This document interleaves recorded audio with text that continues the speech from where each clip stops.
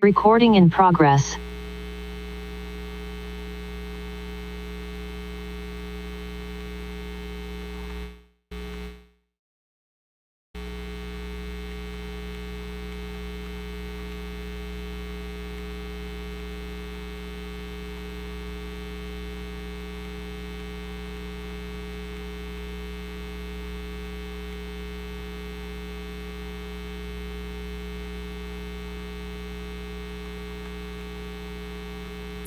Right. It's that clock's off. Yeah. All right, we'll call the meeting to order, the January 28th meeting of the San Benito County Board of Supervisors. And can we please have the Pledge of Allegiance led by Supervisor Curl? Ready, begin. I pledge allegiance to the flag of the United States of America and to the republic for which it stands, one nation, under God, indivisible, with liberty and justice for all. All right, can we please have a motion for acknowledgement of certificate of posting? So moved. All those in favor, please say aye. Aye. Aye. Passes. We'll go to department head announcements. CAO? None today, sir. Nope, no department head announcements. And then we have board announcements. Supervisor Sotelo, would you like to start? Oh, sorry. You're mentioning something. I'm good as well. Supervisor. I have none. Supervisor Curl. I just have one announcement. I have been appointed by CSAC to the Government Finance and Administration Policy Steering Committee. I was taken by surprise. I wasn't expecting this. They hadn't even asked me, but they made me a vice chair. And so it has a lot of opportunity for us to really move policy at the state level. So I'm really looking forward to collaborating on what that could be like.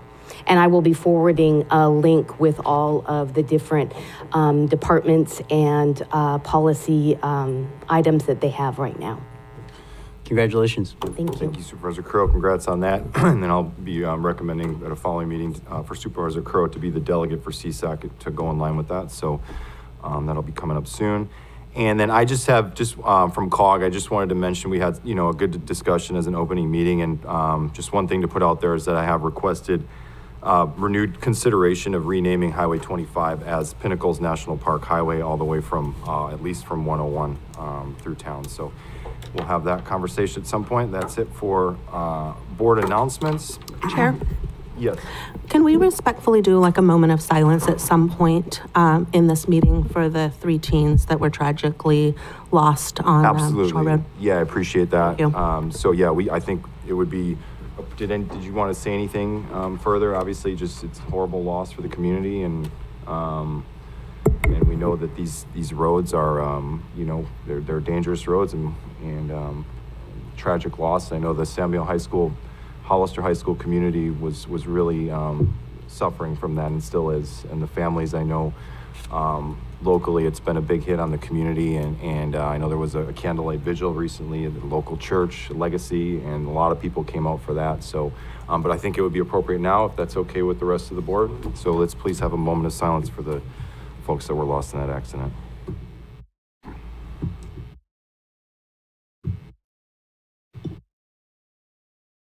All right, thank you for that, Supervisor Sotelo. So that would take... Mr. Chair, can I just Yes. make one comment? Yes, of course. I just want to thank the behavioral health staff for their efforts in supporting the high school with this tragic loss.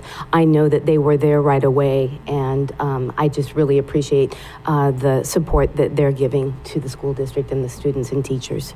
Thank you for that. Appreciate that. So that would that would take us to public comment. This is the opportunity to address the board on items not on the agenda. No action can be taken under the government code. Do we have public comment? Yes, there's several. How many do we have?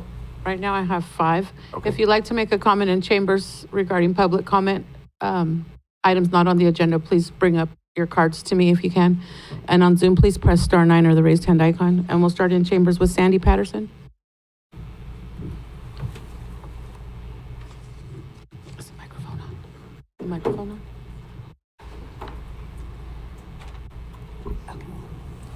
Good morning, Chair, board members, audience. My name is Sandy Patterson Jamark, and I live at 2900 Fairview Road, Space 5. On Sunday, December 22nd, my mobile home caught fire.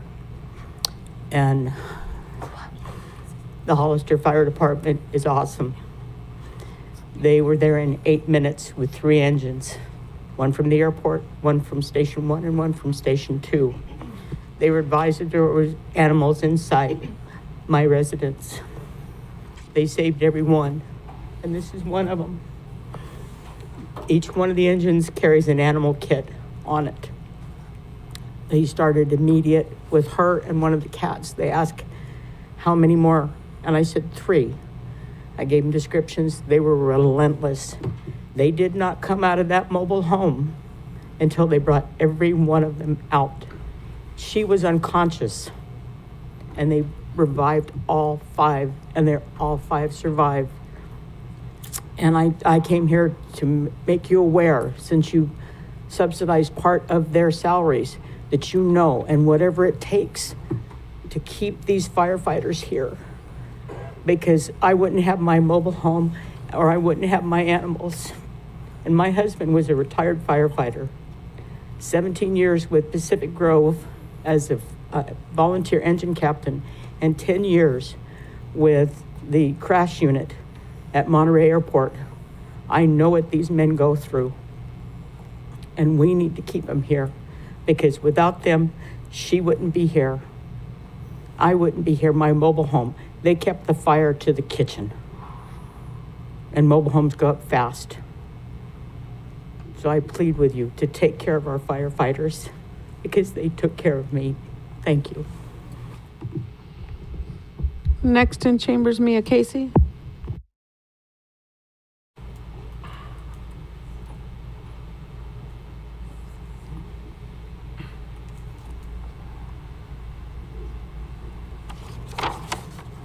Good morning, Supervisors.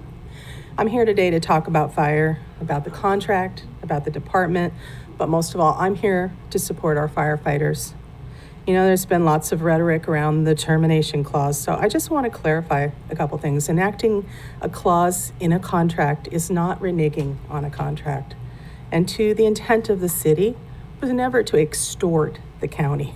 It's the council's job to ensure the best for its citizens, and this contract was widely known as inequitable when it was signed in 2019. And the gap has grown over the years, which has put a huge financial burden on Hollister.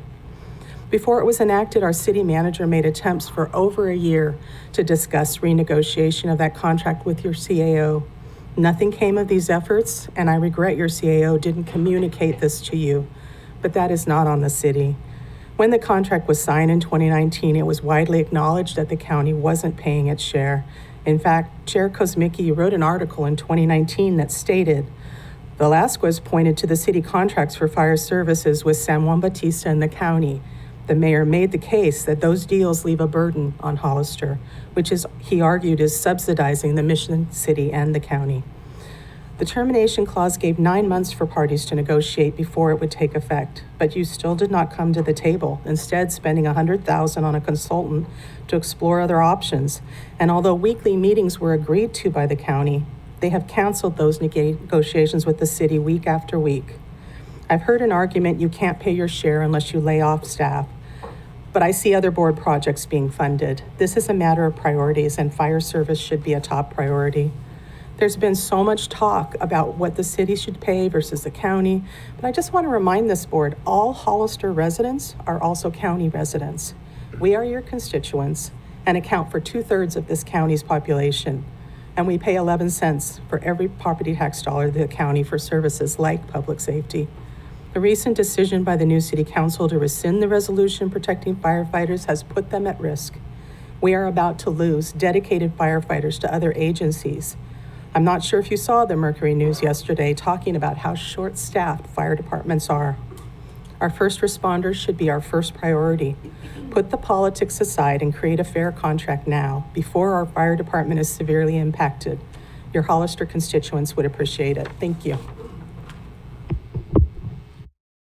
Next in chambers, Gary Wright.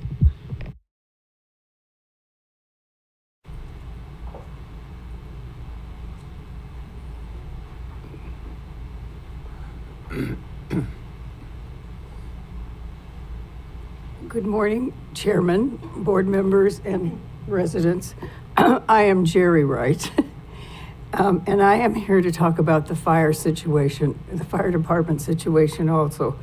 Excuse me for my horse, but my horse came with me. I'm going to read it to you because I could get off topic. After seeing recent events of a barn burning in Spring Grove, the Moss Landing battery fire, and the coverage of the Los Angeles fire where houses were being burnt all over the place, I cannot believe that we're in a struggle over trying to pay or provide for our fire services here. The recent action taken by the Hollister City Council has some of our current firemen afraid that they will be cutbacks and are out now, right now, seeking employment in other counties so that they can continue to provide for their own families. This is unbelievable to me. I know that you are all very capable and caring people, or you wouldn't be sitting up here at our Board of Supervisors. I am positive that you are very bright and capable of taking steps to plan and create a community fire department that provides equal services for all the residents of San Benito County. We do not profit from jurisdictional pettiness. I believe that the citizens of our county are willing to pay for our fire prevention and protection as long as the cost is equitable. The county and city are can equally support the current Hollister Fire District as it is, or with a new contract, maybe develop a county fire department and absorb some of the Hollister Fire Department techniques and training procedures. It has some of the best trained firefighting men, and it is a strong, best equipment in the county. I urge you to work together with the city of Hollister and provide a great fire department that serves and charges everyone equally in San Benito County. It belongs to all of us, and we all care about our homes. And we're very fortunate not to have lost a home like many of the people in Southern California. Thank you. Next in chambers, Rob Bernowski.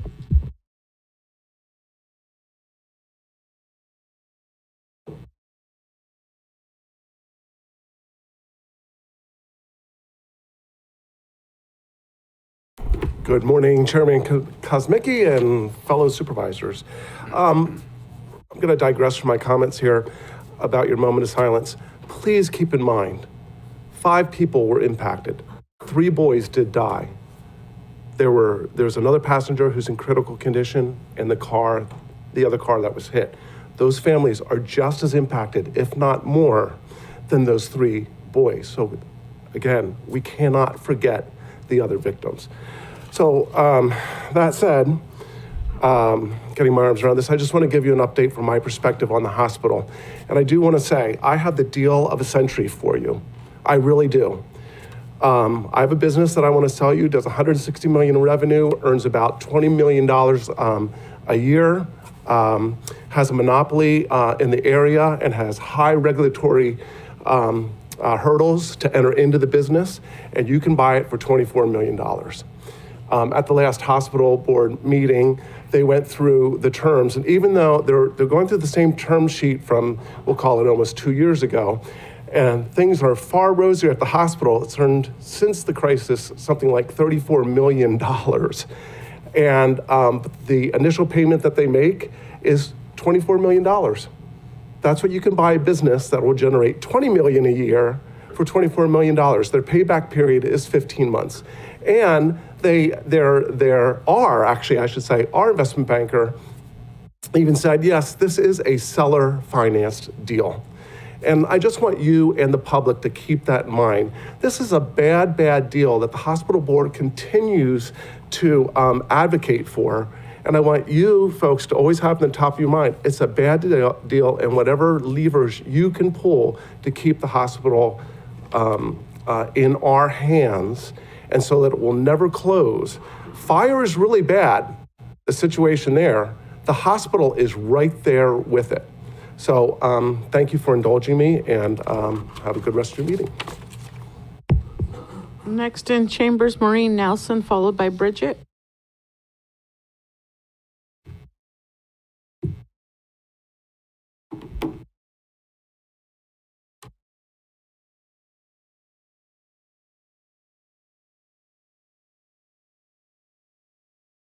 Good morning, Mr. Chairman, Board. Takes me a little while to get here. I broke my femur in Italy and had surgery. So I'm a little slower at the gate, but my mind is still with me. So with that in mind, I'd like to thank the Board of Supervisors, past and present, and your planning commissioners for voting against the landfill expansion. That was a major bullet aimed at everybody in San Benito County. As you read currently, Chiquita Canyon in Simi Valley, operated by Waste Solutions, Waste Connections, same operator as we have, nationally known, third largest in the U.S., closed their doors on December 31st. They are being sued by the EPA.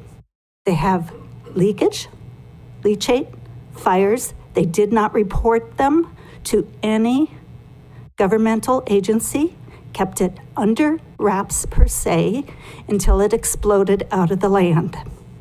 They were no longer able to hide it from the public. This is not the operator we want. This is not the situation we want to deal with. And I want to thank you again for saying no. There are other options. We have to protect what is ours. We have to keep our county in the best condition as possible and respect the vote of the people. So again, looking at the article on the Chiquita Canyon, the EPA claimed conditions at the landfill over the last 2 years had raised concerns about operators' ability to manage leachate and emissions. This is in our own state. This is an opportunity for us to look at and say, thank you. Thank you to all of you and your predecessors and the county at large for opening their eyes and saying, we don't need this, we don't want this, and now we need to work on other avenues. We have to improve the county's recycling, reuse, composting. We have to educate. People are lazy. I admit it, people are lazy. I ran a recycling center in Boulder, Colorado, EcoCycle. Eric Lombardi, the president of EcoCycle, is the head of Zero Waste, speaks around the world. It is plausible, it is possible, it takes education, it takes commitment, and I thank you for your commitment to this because we can make San Benito County a clean, prosperous, and better place. Thank you. I'm moving. And after Bridget will be Elia Salinas. Bridget, you're first.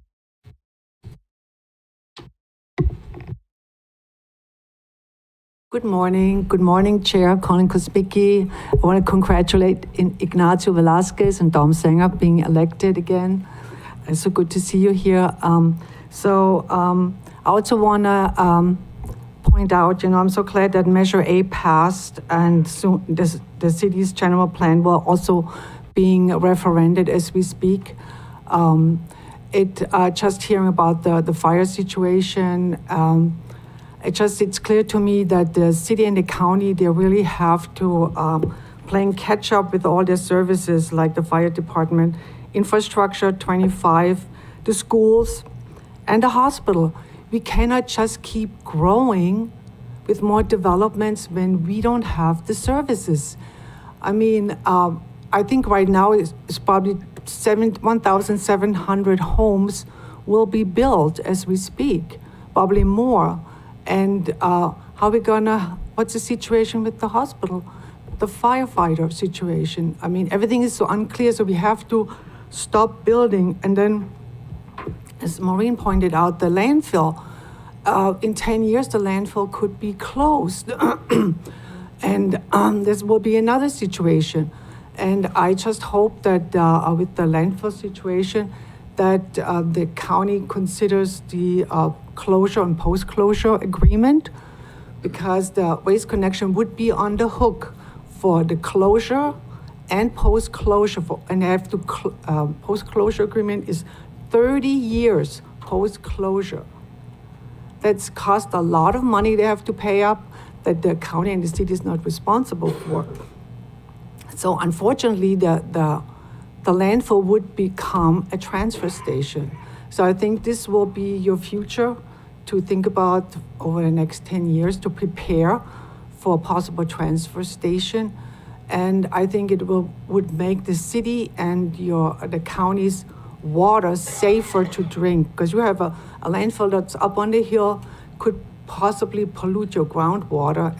You have groundwater wells in the city that could be polluted from the leachate. Right now, I don't know if you know, the leachate that's being produced by the landfill is being piped. Leachate is garbage juice. It's being piped from the landfill to your city wastewater treatment, untested, untreated as is. I don't know how they treat it. I don't know what's happened to all this toxic garbage juice. The city couldn't give me an answer, as all I know is just being treated as wastewater. And where is it going to go? Is it going to be recycled water eventually with PFAS contamination? So anyway, a lot of problems. Thank you so much. Thank you. After Elias Salinas will be Carol Lenore. Good morning, Board of Supervisors. So I'm going to ask a question, and you cannot comment on it. However, the question needs to be answered to the public. San Juan Oaks dedicated property for a new fire station. San Juan Oaks developer also gave almost $6 million to San Benito County. You as a board chose to take that money and put it into the general fund and have spent it meeting your budget. That $6 million should have been earmarked for the fire station, for the contract with the city of Hollister for fire protection. So this falls on you for spending money that should never have gone to the general fund, but should have gone to fire protection. The failure of not negotiating with the city falls on you, the supervisors, because you chose to continue to dangle a carrot for your previous county administrator to have a job who had information about what was going on with the contract and either failed to tell you or told some of you and you failed to work on it. So this is on you as the Board of Supervisors, whoever had the information. If you didn't have the information, you should have ripped the Band-Aid and you should have fired your CAO. So this is all on you. And you continue to blame the city for not wanting to negotiate. Meetings were canceled, meetings were not taking place. It happened on both sides. But the failure for not having a CAO or someone in charge to immediately start negotiating with the city is on a failure of you as a Board of Supervisors. So please, in a future, very near agenda, you will need to discuss and answer to the public why you chose to take almost $6 million and spend it on a general fund. You sit up here and you say you have no money, and we know we're one of the poorest counties in the state, but you continue to have your priority because you ran on a campaign, and I'm talking to Kosmicki and I'm talking to Zanger about fixing the roads. You need to set your priorities straight.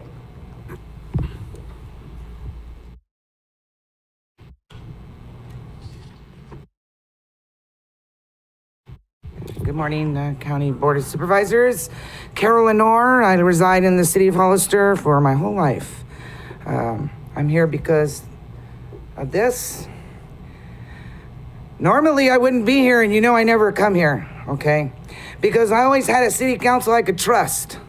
Well, I don't have that now. It's most unfortunate for me. I always had a city council that would hold the line for the city of Hollister and protect its residents and the county. Look, my name's on that contract. I signed that fire contract. And I knew, as Ignacio was saying, I agreed with him, but about the financing, but you were up against the wall. We had a safer grant to get, and we had to sign a contract. Okay, so we went along with it saying that it was going to be underfunded by the county. Now, here's what I came to ask today. Because I know discussions have been going on, because I see a direction that I see where it's going, and only because I know how it works, more than most people in this community, am I able to identify the shenanigans, I'll say.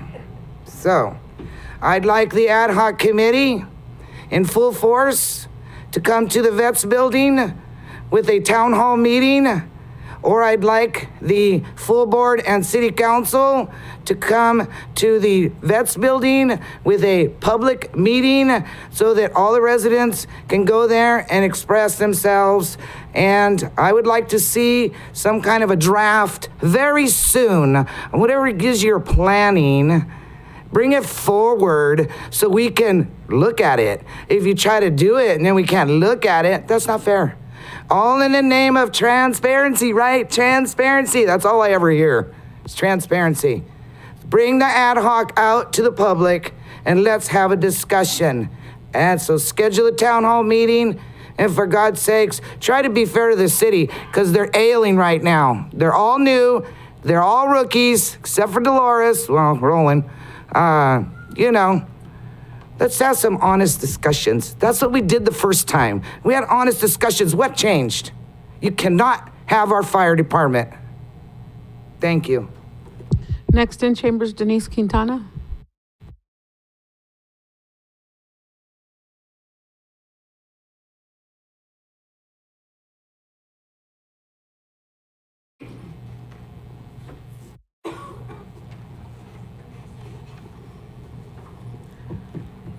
Good morning, Board of Supervisors.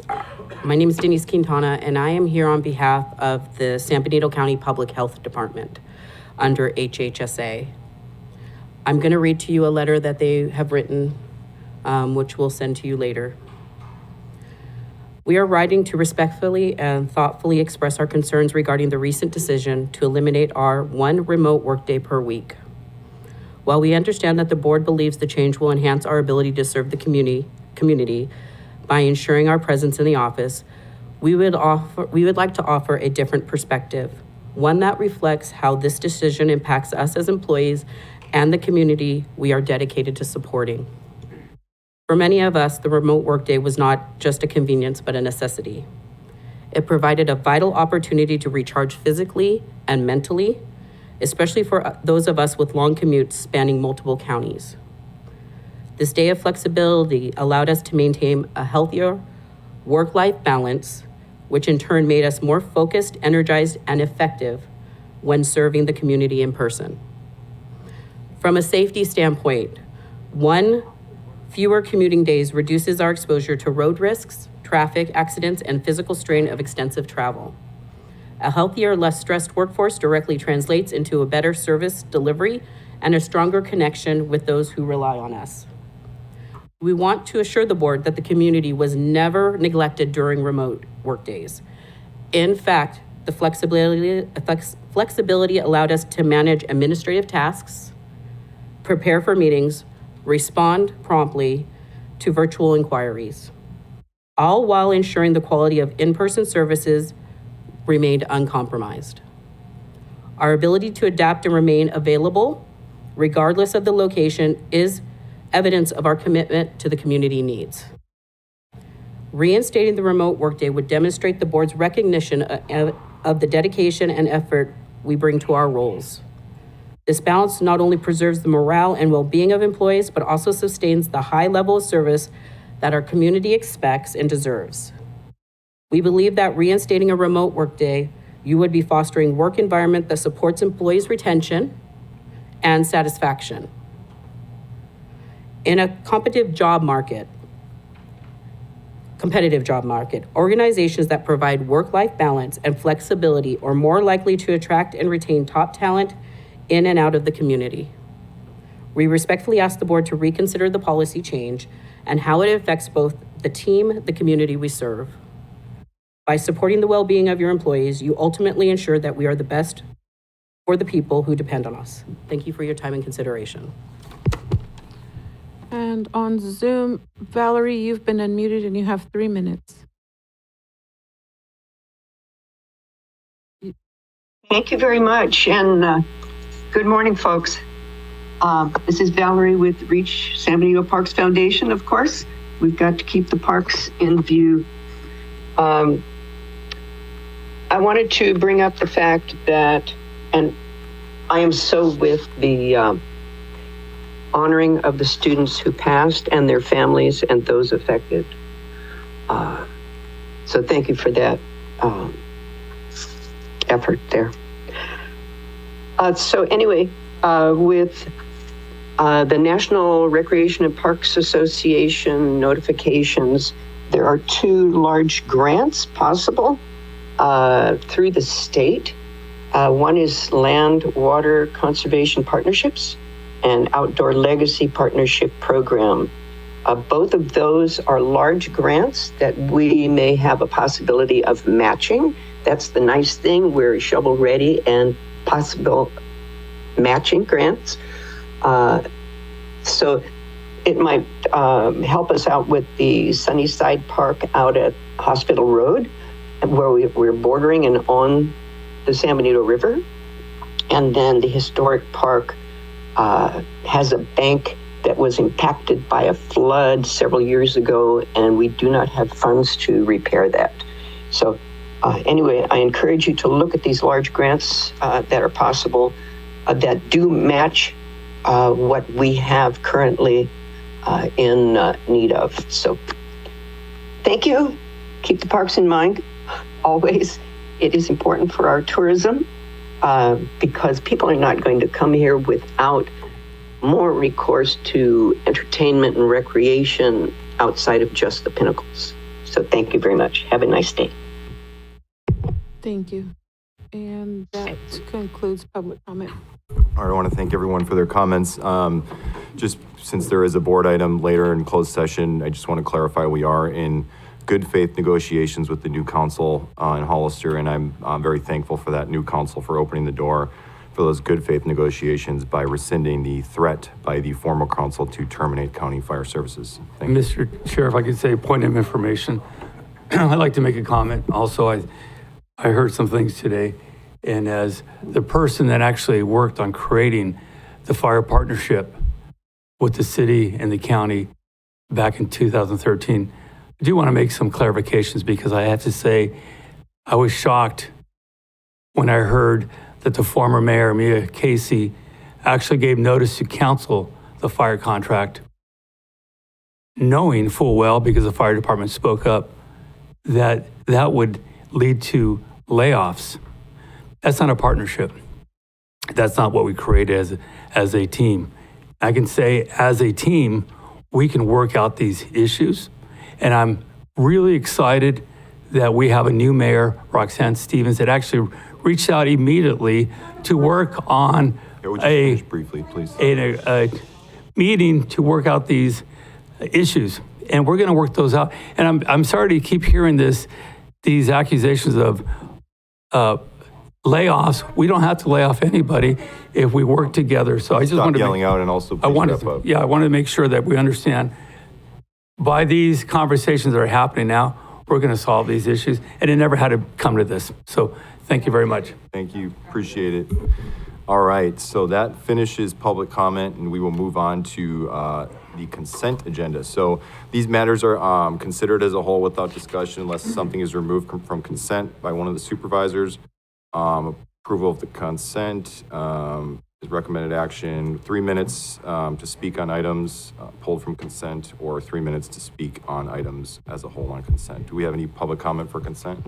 If you'd like to make a comment in chambers, please provide a speaker card. On Zoom, please press star 9 or the raised hand icon. And I have no public comment. Thank you very much. Do we have any supervisors that want to pull any items? Can I please have a motion to approve consent? Move to approve. Second. All those in favor, please say aye. Aye. Thank you very much. That takes us to the regular agenda. So that would bring us to, I'll just take just a moment here if anyone wants to file out. See some folks leaving, so let's take 60 seconds here or so. We'll let them do that.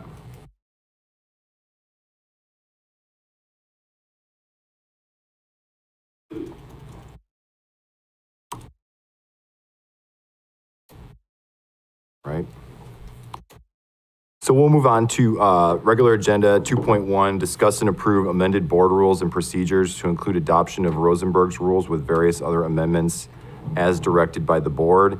And I just, want to say that this is something that Supervisor Zanger and I were assigned to last year, appointed as the governance ad hoc. We started drafting draft rules, and we refined to basically what's presented here today.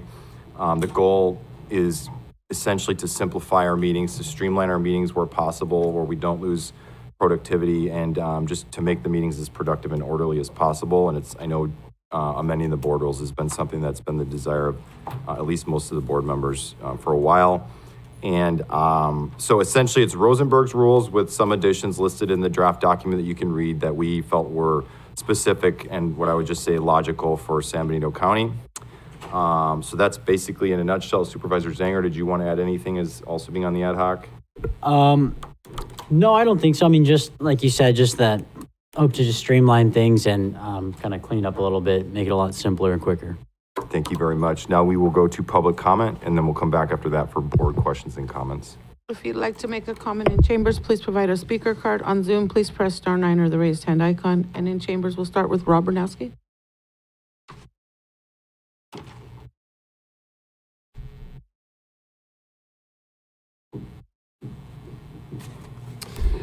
Hello again. I know I'm single lane Rob these days, but I'm going outside my lane just for this topic. I applaud trying to make these meetings more efficient wherever you can, but I do have some concerns.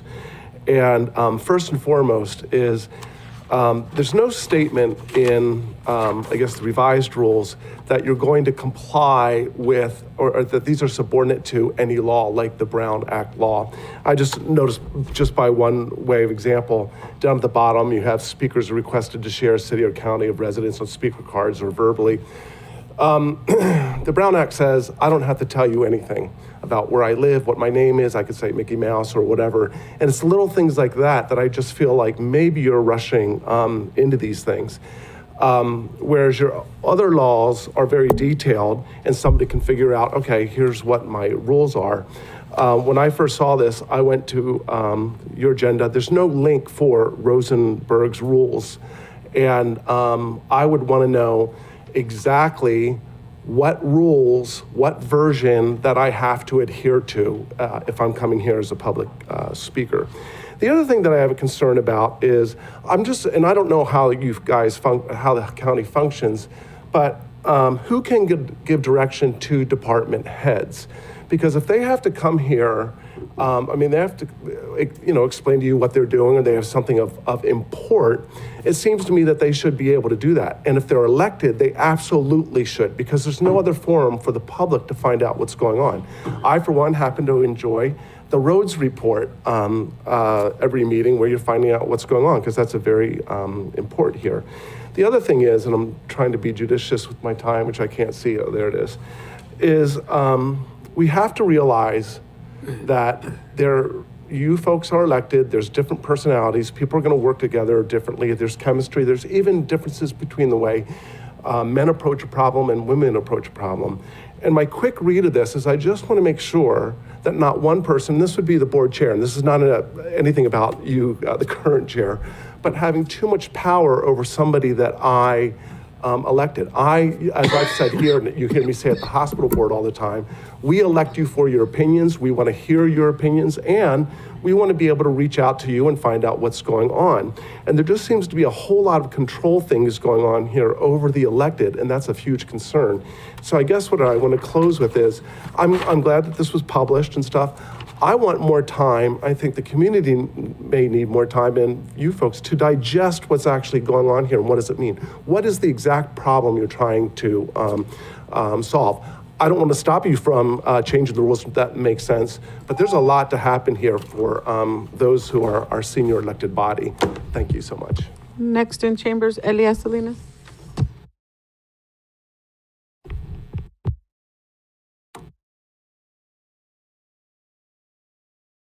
Thank you to Rob Bernowski, because basically I also have the same concerns. My issue is really the lack of transparency, okay? Why did you choose to do this now? Why? Because you have a new chair. And the chair started off the first meeting. We saw what was going to happen. We saw who was taking control. I've seen what has been happening behind closed doors with staff. I haven't seen it. I've heard about it because staff lets me know what's going on. I have been coming here for months and saying, you do not as an individual give direction to staff. That is the job of the CAO. What the supervisors do as a whole, because you make a decision together, then you give staff direction. But you don't go knocking on the door and say, I want you to do this, I want you to do that. And that is exactly what has been happening. You have caused a hostile work environment. And this leads to more. Because what you're doing is you are silencing. You're not being transparent. You don't want to hear from anybody. You want to have control of everything. You're elected to represent the entire county. You're not elected to dictate as an individual and go and give direction and you run the county. That is the board's job, not an individual. This has to stop. And it has to be among yourselves. And it has to be Supervisor Zanger. I want to hear individually from you your own opinions instead of continuing to just agree. Oh, I say the same thing. I say the same thing. You agree, you agree, you agree. We don't know what you actually have brought to this board, because all you do you're the second vote right now for Kosmicki. That's what we're seeing. Now we have Ignacio Velasquez on here, who, we all know his history, and it's going to be very interesting to see how this works out between the personalities of Supervisor Kosmicki and Ignacio Velasquez, because both of you are the alpha beta, and what's going to happen. One of you is smarter than the other is what you think. And this right here does not work well with your county staff, your county department, your elected officials. In chambers, Melinda Casillas.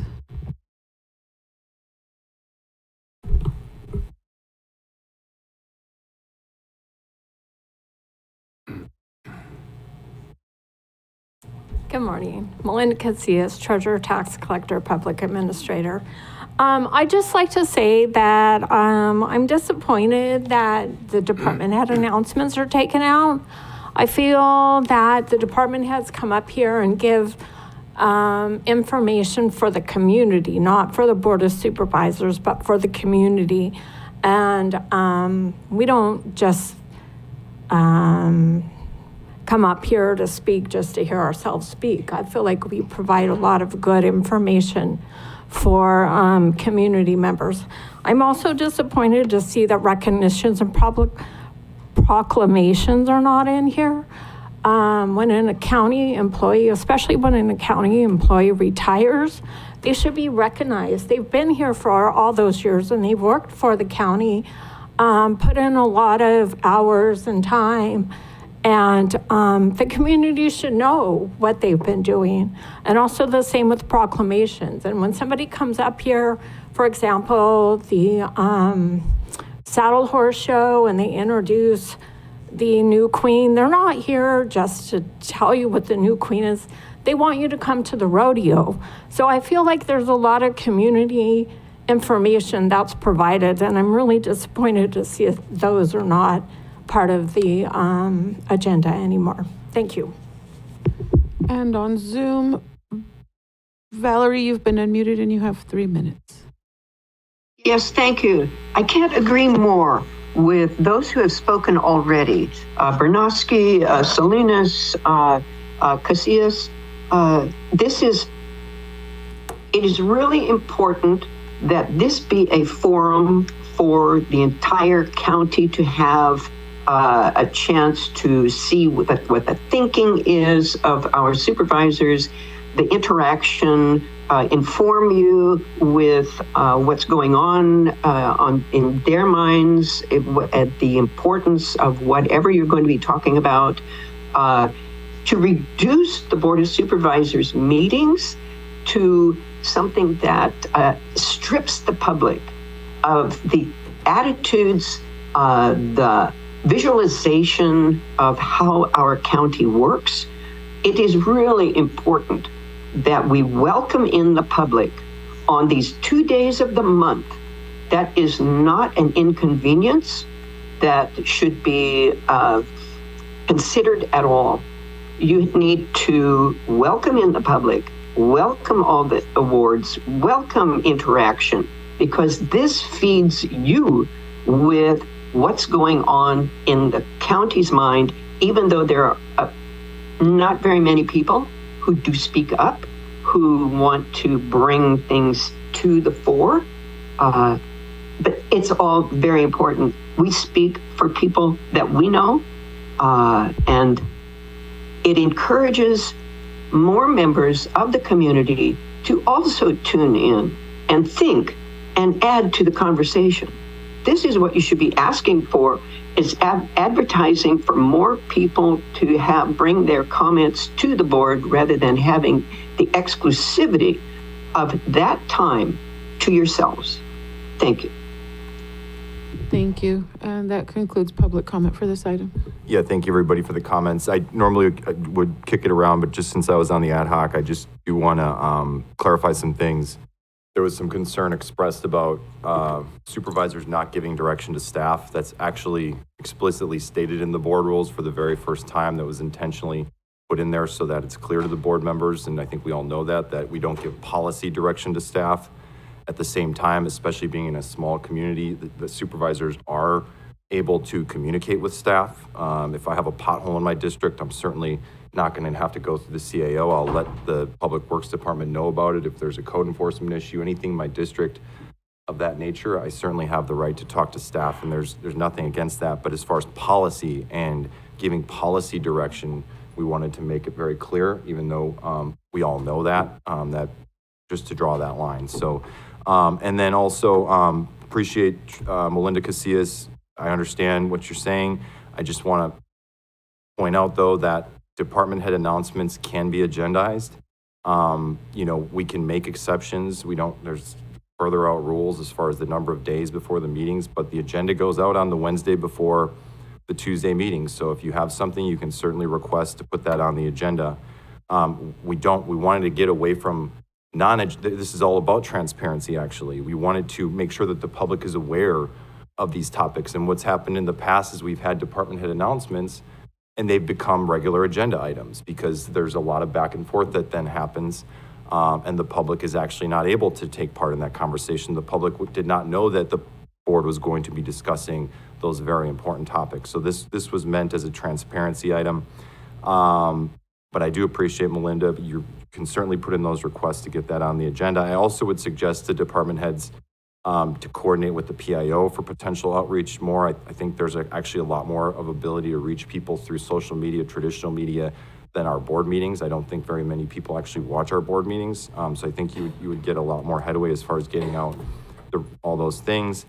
And then proclamations and recognitions are not going away. It's just that, again, they would be agendized in the meeting, and there just wouldn't be a special place on the agenda. That's just a matter of moving things around on the agenda, but we're not taking away proclamations and recognitions. You can also put in requests for those. I will say on that note, though, we are probably going to be more selective on, we're not going to celebrate every national week and month because we have important business to get to here. And so we will have proclamations and recognitions, but the point is that we really do want to focus on an overall goal of allowing this board to be transparent, but also to focus on pushing initiatives forward. And we have another item on the agenda as far as board priorities. And I just want to make sure that the focus of these meetings are, yes, being transparent, allowing the public to share their viewpoints, but also having the ability to really push forward the important initiatives that we have on the table and get the people's business done more effectively. That being said, any other comments or questions on board rules? Supervisor Sotelo? Thank you, and I appreciate you giving some clarification on some of the reasoning. I have a couple of questions and hoping that I'll get some clarification on kind of, what maybe the goal is or what the thought was behind some of the items. And so I'll start with some of the questions. So under the meeting structure, it lists that if meetings go until 3:00, are we kind of saying that 3:00 is going to be kind of our deadline for a meeting unless the chair, because I know typically in the past, we've never had a time. We kind of went until the meeting was over. Not very often do we go really late, but I guess I just felt like putting 3:00 seems a little bit early. I know being here until 3, sometimes it can get very late and it's a long meeting, but I worry that putting a time on it might restrict us a little bit. And I just wonder if, do we need that?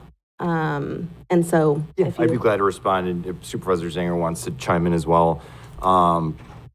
But essentially it's a stretch goal, I think, and it's just essentially, no, the answer is no, that wouldn't be a cutoff. And as the chair, I would ask the entire board at that point if you would like to continue, because I think what's happened over the last several years, and I think it started essentially in my experience, it started in COVID, where, meetings started to go toward 5 and 6 o'clock. And I have no problem, I'm a worker. I know everyone up here is a worker. We have no problem working all day long. The issue is that, and I think there's been an acknowledgement of this, and we have had a cutoff time of, I think, 3:30 in the past. I might have gone away briefly here, but I think there's been an acknowledgement that, after 6 hours, your brain is just doesn't work as well, essentially. After a certain amount of time, we're not, especially when we're making very controversial decisions. That's also why we moved public hearings back to 9:30, because those tend to be, hotter items. And so the goal is to not have it where we're up here making very important decisions for the community and perhaps there's some exhaustion. And I think even from the staff standpoint, just, making it clear that we're going to try to be as productive as we can in these meetings, but there is no cutoff time. No, thank you. Can I just add to that real quick? It's also, it'd be like a discussion, because the idea is if it's 3 p.m. and we have, like something like 5 hours left, we might want to continue that. But if we have 20 minutes, then we'd probably just finish up, right? And so it's sort of just where we can kind of gauge it, so we're not going till 6 and then continuing it or something like that. We might as well just, if we're going to have a separate meeting, let's just have a separate meeting. So that's sort of the thought there. Okay. I just worry about putting a time on it. I would rather it not have a time, but, and then just kind of doing a check-in versus it having the time. But that's just me personally. Under public comment, the board shall allow, it is, where is it? It's when we get to the board, maybe it's under board procedures. I think, under board procedures, supervisors each shall have a 3-minute limit for board announcements. Again, do we need to put a time on it? I feel like we've gotten, we had no rules for so long and now we're getting so specific. It's like, do we have a problem with this? In the 2 years that I've sat up here, we really haven't had a problem with the length of our meetings. We've had a couple that went longer, but they were really big issues, right? And then with supervisors for their board announcements, I don't think we ever had an issue. So why are we putting a time on it? I can answer that, yeah. And if Supervisor Zanger wants to chime in again as well, but the public has 3 minutes to talk when they get up on these items. And the thought is that, putting a cap on it only because we actually have had a problem in the past, I would say. And I've been guilty of it. Especially when you first join the board, you just want to get so much out there. But the board announcements are really supposed to be meant for recapping your committee assignments, basically. And if you go to some important event, to briefly discuss it. It's not to talk at an extended length. So again, I've been guilty of it. I've learned from that, and I've really cut mine back. And I think everybody's pretty good, but this is just meant as to send a message that, these are brief announcements, and we do have important business to get to, and these are non-agendized announcements. And I think 3 minutes is reasonable. At the same time, if somebody wants to go further than that because they feel like something is very important, I certainly would. And I think that's in the rules that you have discretion to basically go further than that. I mean, again, I just don't know that, and I get that the public has 3 minutes. I think it's a little bit different. We're the elected body up here, and I think that there are times when we're coming back from a conference or, some of us sit on a lot of committees, and there are a lot of announcements. And so I guess in light of kind of that full transparency kind of a thing, I think it's important, and I think it's really important that we use that time to really let the public know what committees, we've been attending and give kind of report out. I think sometimes we gloss over it a little too quickly, what maybe is happening on the different committees that we sit on. And so again, I don't like the time, but that's just kind of my own personal opinion on that.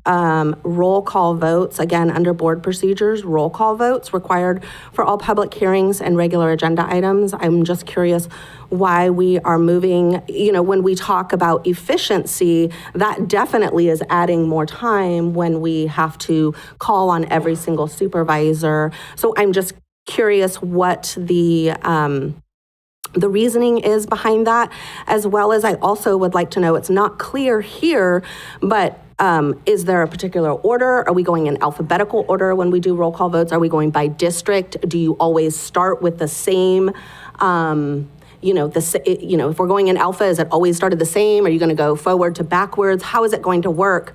I think there can be times where maybe some people are waiting for another person to give their vote. And I think it's really important that, and maybe this cures that, I don't know, but I'm just I'm a little bit concerned and would like to hear the reasoning on the roll call votes. Absolutely, yeah. So that, there's a point of order. And that point of order, this is your warning, Elias Salinas. We can't have disruptions in the boardroom, so please do not do this again. So to answer the question, and Supervisor Zanger can certainly chime in, roll call votes, first of all, like I said, it's a balance with transparency as well as being productive. And we're literally talking about adding seconds to the meeting when you talk about going through the roll call. It's not going to extend the meeting more than literally 1 minute. So the balance there is that every supervisor should take ownership for their votes. There shouldn't be any sort of gray area as far as yes or no, and the public has a right to know, especially on controversial votes, very explicitly how everyone is voting. That's the purpose of it. But did we have issues with that? I guess before, to me, it's like, if you don't say anything, it's considered a yes vote. Just to make it clear, because the chair in the past has just had discretion to call for a roll call vote. So we figured there's 4 items on regular, 4 items generally or so, that it doesn't hurt to make sure that everybody's on the record owning their vote. I'll ask a question back to you. Why would you have a problem with doing a roll call vote? I'm curious why we're changing it, because that's just the way that we did it before. What's the downside of doing a roll call vote as a supervisor? I don't care if we do it. It's just, I'm curious why we're changing that. I just wanted clarification. Yeah, just to make it very clear that we're going to be open and transparent in these meetings. I mean, it's on record where like how we vote on something. It's well documented. So whether you're voting as a roll call vote or you're voting all at once, it's always documented. It's always there. So, I would call for roll call votes every time either way. I'll just tell you right now as the chair. So whether it's in the rules or not, while I'm the chair of this board, I'm going to be calling for roll call votes on all regular and public hearings. So can you speak to, and I don't know if you've thought about this or not, but it wasn't clear to me, and so that's why I've got the question. How will the roll call votes be? And the clerk, if you could chime in, please.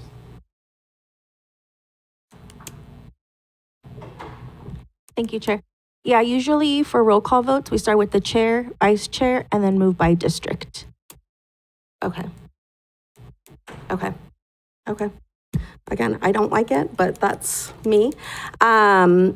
Okay, another one, again, under board procedures, supervisors are strongly encouraged to limit time at county offices that are not designated as supervisor office space to scheduled meetings, to gather materials, or as a place to conduct work in between scheduled gatherings.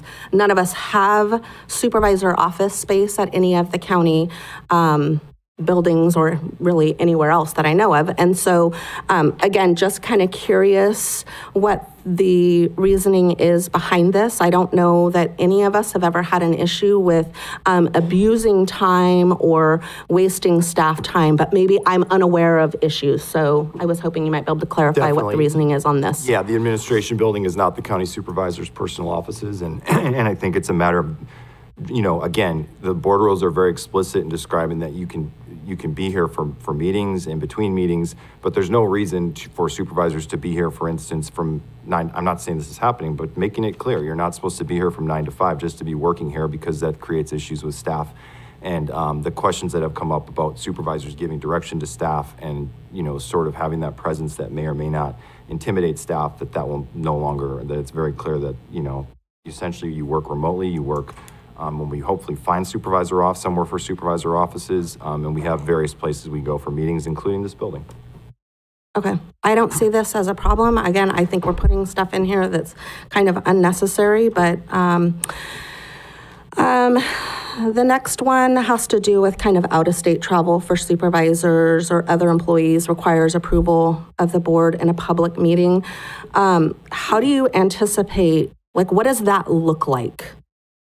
You got to put in a request when you go out of state, and we'll approve it at the board level. So there's transparency on out-of-state travel. That's been a policy in the past. It's fairly common in a lot of jurisdictions. So, but I guess what I'm at, so it would be like a consent agenda item, or? Yeah, I mean, it would be consent, to be frank, and if somebody wants to pull it, they can pull it. Okay. And then I don't see anything in here about committee, attending your committees and things of that sort. Is there any kind of, I guess I would love to see us include some type of, kind of recommended or expectations around the attendance for committee meetings. I think all of us have, we're assigned different committees, and, whatever committee it is, I think that we should take that on very seriously and really put our best effort for it. I think it's incredibly important that we show up. We make sure we have a seat at the table, whether that's something local, whether it's a county committee or a nationwide, whatever it is. And so I just don't know, I don't see any accountability piece or, like I said, expectation that we are attending our committees. And so is there any type of expectation or anything of that sort, or a consequence for not attending different committees? Or is that just not a priority for us? I think supervisors can take ownership of their expectation to attend committees. But we're not. We have a history of not attending. And so that's my problem, is that while we're doing this, if we're going to get so specific, then let's get specific on some things that really make a difference and matter. Thank you. So under, again, going back to board procedures, one of the last items is for additional procedures and deadlines for submission of agenda items. See the board administrative policy manual. I couldn't find it. Do you know where it's at? We approved it in, Vanessa, if the clerk can. I know, but the point is, where is it so that the public can find it online? If we're saying reference the board administrative policy manual for all other items, even though it's been approved, where does the public find that? Yeah, I think we can certainly place that somewhere on the website if the clerk thinks a good suggestion. And I honestly think that, truthfully, I think that item should have been included with the agenda item for kind of attachments. It wasn't, and I, wanted to go back and take a look at it, as well as I'm sure people from the public. And so I think, Rosenberg's Rules of Order should have been there, the board administrative policy manual. So I don't think this was really that well of a agenda item put together. And one of the things that I really appreciated, although I didn't vote for the board rules the last time we did it, because I think there was comments from everybody as well as the chair and vice chair, was that there was things that you wanted to change, but there was this need for, okay, well, we need the rules. And so you all voted yes for it. I voted, Supervisor Curro and I both voted no, because we said there needs to be some more work on this. You identified problems, but still went ahead and voted it. Then you give us this new thing that has nothing to do with the original ones that we passed back in, what was that, December? And so it just feels like, why? I mean, if this was what you wanted to do the whole time, why didn't you guys bring this last year? Yeah, so I can certainly answer that. I think we made it clear last year that we wanted to wait for the new supervisor to come on to come up with board rules. And we stated, and we're very clear when we approved it in November, that we were going forward with this just so we can stop this conversation and move on and wait until we come back to it once the new board is together, as opposed to having 2 or 3 straight meetings where we talk about board rules that we're gonna basically amend anyway. Well, I guess I feel like, board rules, we should all be good with the board rules, right? And so if you didn't feel that the board rules could have passed and you had to wait until you got a 3rd vote, there's something wrong with these board rules, right? Because otherwise, board rules, they're to help all of us be better. They're to help the public understand the way things should be. This should be a guide for all of us. And if it doesn't feel that way, and you have to wait until you have a 3rd vote, there's something wrong with this to begin with. And I think you knew that going into it in November or December, whenever it was that we approved it. One of the things that I will tell you, waiting for a new vote, it's having respect for a new supervisor coming on as opposed to having a departing supervisor lay the groundwork for rules that they will have nothing to do with. Thank you. well, I disagree, but we'll respectfully agree to disagree on that. One of the things that I do think that I really appreciated in the last set that is not here is that these really should be something that it's not just giving us guidance, but I think the public as well. And so the whole section about code of conduct, public participation, kind of the expectation of the public and the board is not there. And I think that it would be really helpful for us to include that part in these. And I appreciate that, you're trying to be efficient and that, try to make these easier for the public to attend. But I think in some ways, I agree with some of the public comments regarding the announcements and also the recognitions and presentations. I think over the last 2 years, it's been really neat to see all of the presentations and recognitions. And there are so many wonderful things happening in this community that a lot of times the public doesn't know about, right? And so, and I think giving them the platform to sometimes come here and for us to honor them is really neat for people. And so I hate to see that kind of go away and us be selective with it. I think if we're going to start getting selective, then it's kind of that all or nothing. We get ourselves into a jam when we start getting too selective. And we'll honor this month for this, but your thing doesn't qualify. I think it's a tricky spot to be in, and I know that you will bear that as the chair and vice chair, and so I absolutely respect that.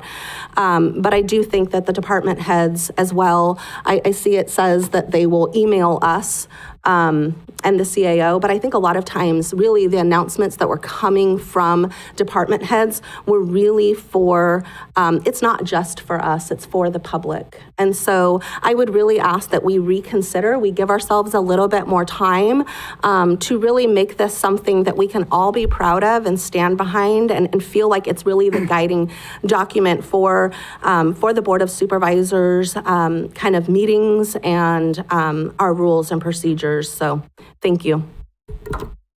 Thank you. Supervisor Zanger? Yeah, just want to touch on the department head announcement aspect of this. The way I see it is if there's a department head announcement that is worthy of being an announcement, it should just be an agenda item at that point so that we can engage and the public can engage. So it just seems to make more sense to me that if we're going to have these announcements, just put on the agenda so that there's forewarning for the public and forewarning for us, and then we can engage. And I think it just makes a better system like that, as opposed to these announcements at the beginning. And there's no public comment on it. It's just sort of this side thing. I'd rather just have it on the agenda if we're going to have it at all. So that's just my comments on the department announcement aspect of it. Thank you, Supervisor Velasquez. Yeah, first, I'd like to thank you guys for doing this work. I think it's extremely important to run efficient meetings, to be transparent. A lot of the conversation I just heard, we were just accused of from others in the audience of hostile work environments because people are hanging around the offices and all these things. These things are really important because this is exactly what happens. Somebody can start making false accusations, and they do a lot of that in our community. And we sit there, that's not what happened, but we're being accused of these things. So, running an efficient meeting, having these rules, and they're not going to be perfect. I can say 100%, it's not going to be perfect, but we get better. I like this idea of the announcements being agendized so we can have a conversation. That's really important. So we can go a little deeper into what exactly happened there. What we need to prevent is this ongoing effort by some people to just throw out these accusations of, we're hiding things from the public. No, we want to be, and I know every single supervisor here wants to be transparent. We want to get the work done. If we're spending an entire day, and I have to say, guys, watching your meetings in the past, I couldn't hang in there. They just went on and on and on. I was like, why are they doing that? And I know it happened at the city too, but sometimes we don't realize that what we think is 3 minutes is 20, 25, 30 minutes. And we get into it emotionally. We all do that. So it helps guide us. It's not perfect. I didn't know I was an alpha male challenging you, Mr. Chair. I'm very excited to be part of this board, and your leadership, I think, is your knowledge. I'm excited to be working with you. I'm excited to be working under you. I'm just proud to be part of this. And the choices here that, again, not perfect. We're going to get better. Out-of-state travel, out-of-state travel, it's always nice to jump onto a plane and go somewhere for a conference. But I learned long ago, most of these things can be done in-state or online nowadays. And, out-of-state travel is very costly. We have to kind of rein that in, make sure we're not just any excuse possible to jump onto a plane for an event. We have a supervisor down with a very important role on one of these committees. That's okay. We're going to make that work. But I think as we refine and we work with these rules, again, they're not ever perfect, we're going to find ourselves being more efficient and more transparent. And that'll help because there's going to be less of this effort by some in the community that want to paint this broad brush of corruption going on. Nobody's here for corruption. Nobody's getting paid off.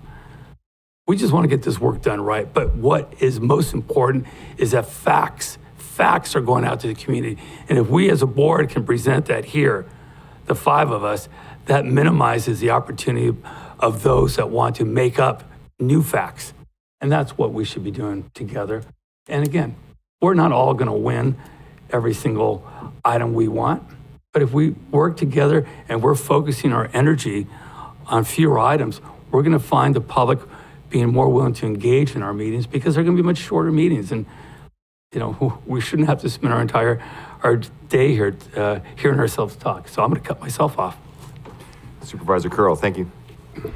I appreciate all my colleagues' comments. I do agree with the public that, and one of the reasons I did vote no on the board rules last time was because which version of the Rosenberg Rules of Order, I would really like to know which version. You can go online and find 100 different versions, and I just want to know which version are we following. The next item is board announcements. I don't have a problem with the 3-minute rule, but if there's an item, how do we update and have the conversations about committees, especially committees that have multiple disciplines of topics that we're discussing? Are we being asked to do a future agenda request to the board to then have an agenda item to then have a discussion about a committee and where it's going? Is that where you want us to be? Since it's a question, it's okay. I appreciate that. I'm willing to talk about the 3 minutes, certainly. You know, as far as committees, I think we do, as a board, I think there are important committee updates, and sometimes we do gloss over those. And so I'm willing to discuss the timing. I think there should be a cap. Again, there would be discretion to go beyond that. And I think we're all reasonable about these things as far as, you know, if somebody's talking about something vitally important. I will also say that we as a board, all of us, I think, can do better at requesting agenda items maybe that come out of committees and regularly, you know, having that connection with committees and the board, because sometimes we're all so busy with these committees and you know, the work that's going on, and we're not really taking that next step of making sure that the work at the committee level comes to the board level as soon as possible and effectively as possible. Right, I completely agree with that. We need more connection between the committees and what the recommendations are and the board. And I don't think we have that, and I don't see how this is helping. So that's my concern.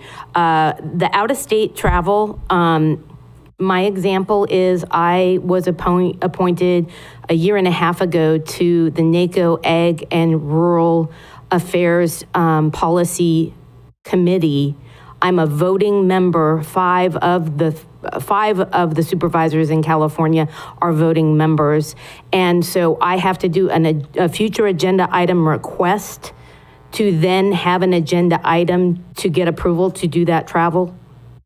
Yeah, I mean, it would generally go on consent. It's just being. But I have to do a future agenda to do an agenda item, or can I just ask that it be put on the agenda? I would ask the board to personally, if we can adjust the future agenda item process for that. I think that that's such a simple thing that just requesting it through the chair, through the CAO's office to the chair, and we could just place it on the agenda. Because I'll be putting in that request because Sure thing. I'm already booked for DC and Sure thing. Yeah. I will be attending. Look, it's not meant to discourage when you have, especially when you have a role, and I know you've talked about your role with CSAC, and we've communicated about having you the delegate of CSAC now as well to go in line with that. When you have a role on, it's just my personal opinion, of course, we're not going to stand in the way of I appreciate that. Yeah. I appreciate that. And I want to be able to update you because these meetings are very lengthy and there's a lot to bring back. And I do summaries for staff. The staff know they're always on my notes CC because I take notes during them and I CC staff members so they're directly informed immediately. Can I just elaborate Sure. just before, and the old way of doing it was that the chair would basically approve these items. So this is actually more just about transparency and bringing the whole board into the process, and to also reassure the public that, you know, we have the discretion to, you know, I'm not a member of NACO or CSAC. We have the discretion to all basically go on these trips across the country. And just so the public has more engagement and ability to know what's going on. But sorry, thank you. The roll call vote, I really don't have a lot of comment on that. I don't see the purpose of it, but I'll let that go. When it comes to office being at administration, by not having offices, we are required in some of these committees that we attend. One major example is the state controllers committee on county policies and procedures for finance. And that committee requires that I have to physically be at a site that's published. And so I have historically used the conference room for those meetings. Is that an acceptable time? Because I will not publish my home and have people come to my house. I won't. I mean, again, I'm sorry, public. Yeah, no, I have to draw a line somewhere. And again, I think the language in the board rules is pretty clear that there's no requirement. We're strongly encouraging you, and that would qualify as a meeting. So, I mean, the board rules actually lay out that, you know, you can certainly use the administration building or other county offices when you have a meeting. So that certainly would qualify as a meeting. Okay, just making sure, because if we're going to adhere to these, if I'm hanging out at the admin building, I don't, what's the enforcement? Am I going to be questioned? Why are you here? You need to leave? I think as supervisors we're elected, we answer to the public. We don't have so-called bosses other than our constituents.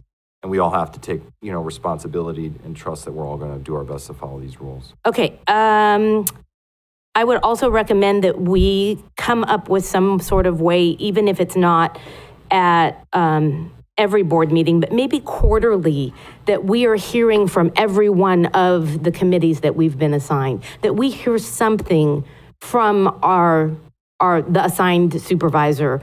If we're not hearing anything, I think the disconnect is there. So I would really like to add something that says that we get, maybe it's an agenda item that is the quarterly update from your committee. So it's an agendized item.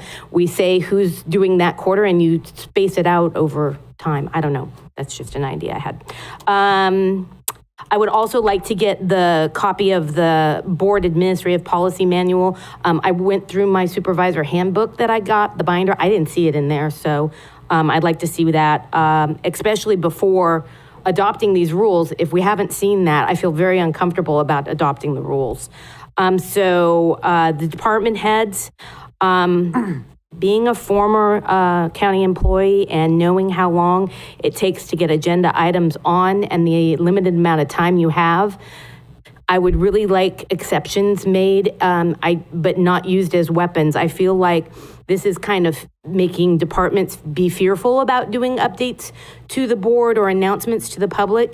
You may have something that comes up that's very exciting for the public to hear. I agree completely. We need to use our public information officer more often, but I would hope that the chair would take considerations and requests from departments for very short announcements so that the public can stay involved.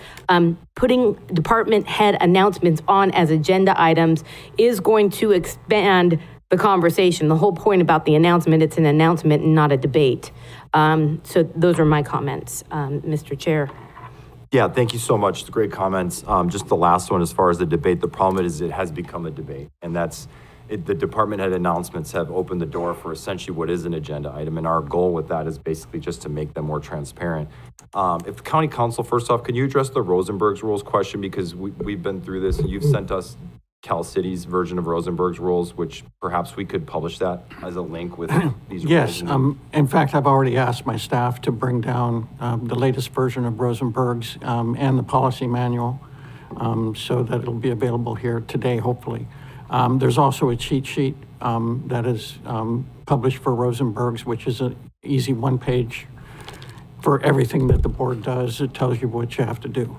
So I'll have that brought down as well. Thank you. And I think as a requirement if this is approved today, that we would want the links to make sure that the links are provided to the public and to the board. Hard copies are provided and made available for Rosenberg's rules and the manual policy, which, by the way, the manual policy is essentially for the public's interest. Largely, it's basically scheduling. It's an administrative handbook for just how many days ahead you have to get an agenda item in. It's not anything that's overly. I think with the assistance of the CAO, we can make sure all these documents are on the website in a location where they can be easily found. Great, I appreciate that. And just once again, department head announcements, proclamations, presentations, we're not getting rid of them. There's still the ability to agendize either one. We will make, as Supervisor Curl mentioned, I think there will be special consideration given for timely items for department heads when something comes up to get it on the agenda. Certainly we'll do that.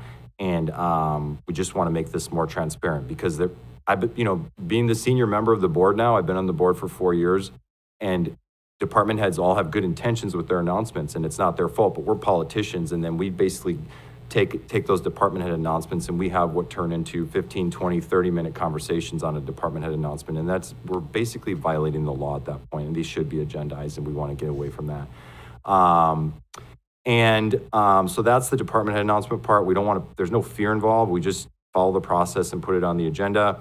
We want to have the public have the ability to engage. As far as the question about the Brown Act and speakers' names and areas of residence, just want to make it very clear that we did discuss this, and it's been made very clear from County Council that you cannot require members of the public to provide these items, but you can request it. And it's just, again, for transparency that I think we should make that extra clear in the rules that this is a request, not a requirement, just so the public is aware that they don't necessarily have to provide that. It does provide for better context, I think, at times for us as decision makers to know if somebody who's telling us how terrible we are, whether they're from Hollister or whether they're from Idaho. So that's that. And then, again, the link to the Rosenberg's rules, I think we have to have that.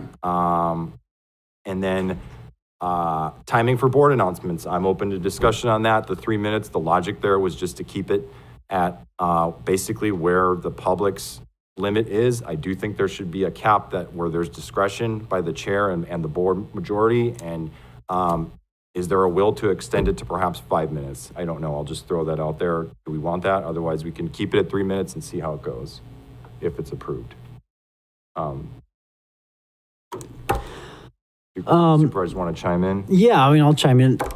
I'm just sort of looking at it like, look, we're saying 3 minutes, but at least personally, I plan to be pretty liberal with that. If we're going on about important things and you're going past 3 minutes and it's all, important stuff that you're updating the board on and the public on, I'm not really going to be a big stickler about that. This is sort of just, I guess, a goal and more in spirit, like, hey, we're trying to be fair. We're trying to wrap it up. We're trying to just be efficient here. We don't want to just drone on and on and on.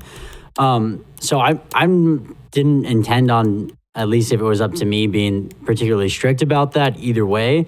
So I'm fine with 3. I'm fine with more if that would be more agreeable. Anyone else? Mr. Chair, I right now, I couldn't approve these unless we had all of the items attached in public. So my recommendation would be to table this for a future board meeting with all the information. The 5 minute, the 3 minute, it's not going to make a difference for me. Okay. Anyone else? I don't think there's a legal issue in providing the documentation once we approve it. This is not an ordinance. It's not something that has to go through a 30-day 2-reading process. So I would suggest that we approve this today. I did have just a couple other things. I think the quarterly updates, I'm certainly open to that as far as committee assignments, whether it's quarterly or what the timing might be. I think that's a good idea. Quarterly seems about right, that we all just go through them. And so that would provide that extra leeway. If we do have a 3-minute cap on board announcements, that we would at least be doing that.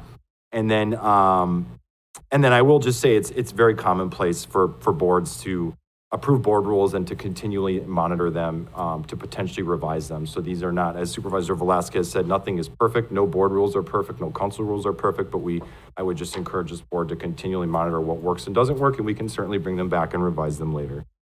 I think that's all I have. Other than that, I would entertain a motion. I'll make a motion, we approve. Do we have a second? I'll second. Roll call vote, please.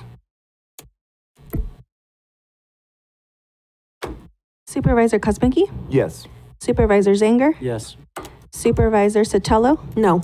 Supervisor Curro? No. Supervisor Velasquez? Yes. 3-2 vote, motion passes. Thank you very much. So that would take us to the next item, which is board priorities. And again, this is something that we requested. The goal here of this item was essentially to make it clear to the staff and the public what the board's priorities would be in 2025. Typically, elected boards, in my view, can make one of two mistakes. You either don't clarify your priorities and you don't focus your priorities and you don't have a set of top priorities.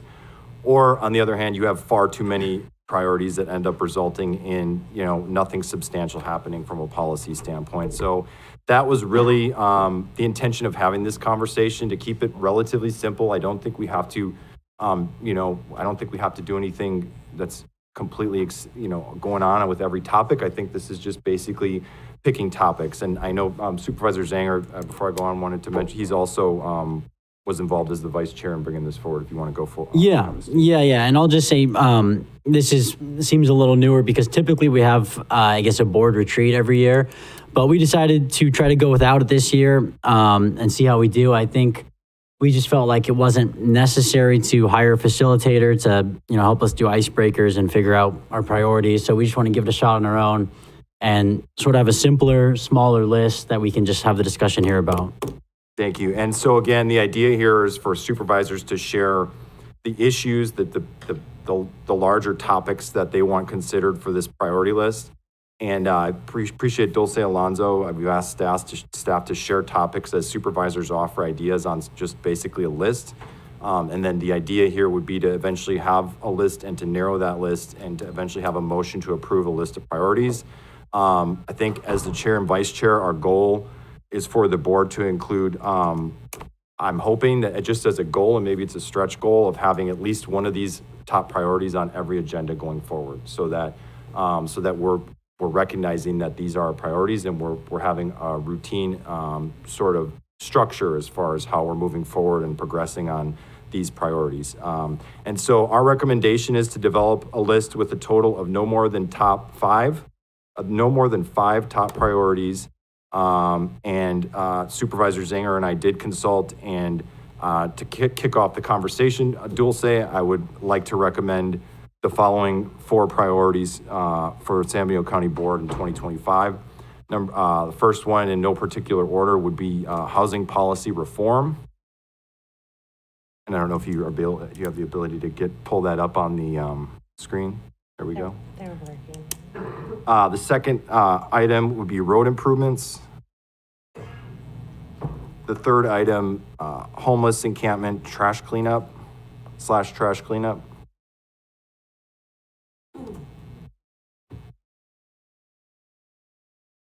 And the fourth item, and you can certainly fix the spelling after.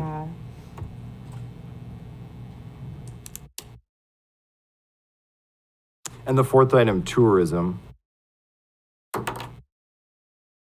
And just as a side note, I just want to state, because we're dealing with 5 and we do have some ongoing issues that we know are very important, that there are what I would call timely matters that we expect to be resolved very soon, especially the fire contract, now that we're in good faith negotiations with the city. That those are obviously top priorities that we expect to be resolved as soon as possible, and we won't have to necessarily drag that out throughout the year. So I want to acknowledge the fire contract also being a priority, but not necessarily something that would need to be on this list. And then, of course, the future of the hospital. And now that the election has happened, we do still want to play a role, but we kind of have to wait and see how things go and see what our role is there. So, but the 4 main ones were those 4 that I wanted to kick it off, and I'll open the floor for further conversation and suggestions. Supervisor Velasquez. Mr. Chair, if I could, I think I like this. I think it's important. I've said this in the past, that when a group focuses on fewer items, what they do is they end up accomplishing those items. So it might not seem like a lot, say it's 5 items, but in 4 years, that's 20 things that have been accomplished, rather than this idea of throwing out 30, 40 items and really nothing gets done because it overwhelms staff. And if we can't focus, it's very hard for staff to get focused because they find themselves trying to accomplish too much. I did want to add something. I think it's going to be important to us. There's an issue, we all know, state has gone to the point of overreaching. And I think a lot of communities, counties, cities are frustrated that the state wants to control us, but never wants to really fund us. Then they want us to go back and tax our own residents to make their goals that really sometimes don't apply to us. I think it's time we have a conversation about the county becoming a charter county. And what happens with the charter county is we write our own constitution. It gives us more freedoms from the state to define our own destiny, rather than the state just telling us you have to do what we're telling you because you're a general law county. And I think it might be something we should be focused in, because if we do go down the path, it would have to be voted on by the public in the next election. And I think most of, I can't be for sure, but I think most residents are fed up with the state policies that are really affecting our community. It's affecting our roads. It's affecting a lot of what we're doing here, and we need to take back some control from the state. And I would recommend we start having a conversation about county moving towards a charter county. Thank you. Other supervisors? Recommendations? Where's the tele? Thank you. So, the fire contract I hope it's soon, but I had that as a priority. I also think that for us as a board, hiring a CAO is going to be incredibly important. That should be a priority for us. And the other thing, I appreciate you putting tourism, but I think that not just looking at tourism, but I think we need to look at revenue as a whole. I think that should be a priority for us because there's a ton of things that, roads we want to do and different things that we want to do, cleanups, but without having the revenue, it's going to be really challenging. And so I'd like to see us focus on revenue generation as well. So thank you. Thank you. Supervisor Curl? Sure. I agree that these are all very important priorities. I think we need to have a really in-depth conversation about the how. I will agree with Supervisor Sotelo. Revenue generation needs to be at the forefront.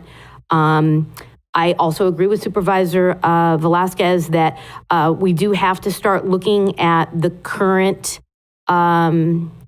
political climate and the state versus the federal, and how we have an incredible opportunity as a rural county to band together in the state of California and get national support on addressing real infrastructure needs in our community. Now, I know that's a huge debate because if you have water or wastewater or power, it will promote growth. If our policies are written in a way, it's not that it'll promote growth, it'll ensure the safety and quality of life of our residents. So I really think that state mandates, and I think we have an opportunity here with CSAC because one of the huge things on the Government Finance and Administration Policy Committee is state mandates, and I will have a very loud voice there about how we cannot, and I've been doing this for 2 years with them, we cannot keep doing what the state says. I have real concerns with becoming a charter county. Charter counties have their own set of problems. I've worked under charter counties. It has its own, you have to look at the good with the bad, and it doesn't stop the state from still putting things down on us. So I would like to have that be an extended conversation. Employee retention, we can't do anything if we don't have employees. And it doesn't feel like our current climate of retention is a positive one. I had hoped in the last 2 years that we had changed that, but I feel like we're kind of almost silencing the people that get the jobs done. We write the policies and they get the work done. But if we don't have them on board, we can't get the work done. When it comes to CAO as a priority, I think the real conversation is not just a new CAO, but the difference between a CAO and a CEO. And I know we've said that we would have that discussion, but I think that would be a very good discussion to have publicly and transparently for the public to understand the difference, educate the public about it, so that we move forward with leadership in our county that is strong and makes every one of us better leaders for our residents. Those are my only comments. Thank you very much, Supervisor Zanger. Yeah, just to comment on the suggestion over there from the charter county as well as state mandates. I think I'd be open to having state mandates as a priority, and then within that, the charter county conversation would take place. Just maybe as a fifth up there, that would be my suggestion to incorporate those suggestions. Yeah, I've just put state mandates, and then I think within that, charter county discussion would naturally occur under that. I mean, I think that'd be fair. That was just that's just me. I don't know how much you want to keep tweaking it back and forth before we come up with something better. I don't know. Great. Anything further, Supervisor Zanger? No, I don't think so. And so now that we've kind of laid out a list of potential priorities, what I want to do is go to public comment, and then we'll come back and deliberate. If you'd like to make a comment in chambers, please provide a speaker card. On Zoom, please press *9 or the raised hand icon. And in chambers, we'll start with Joe. It just says.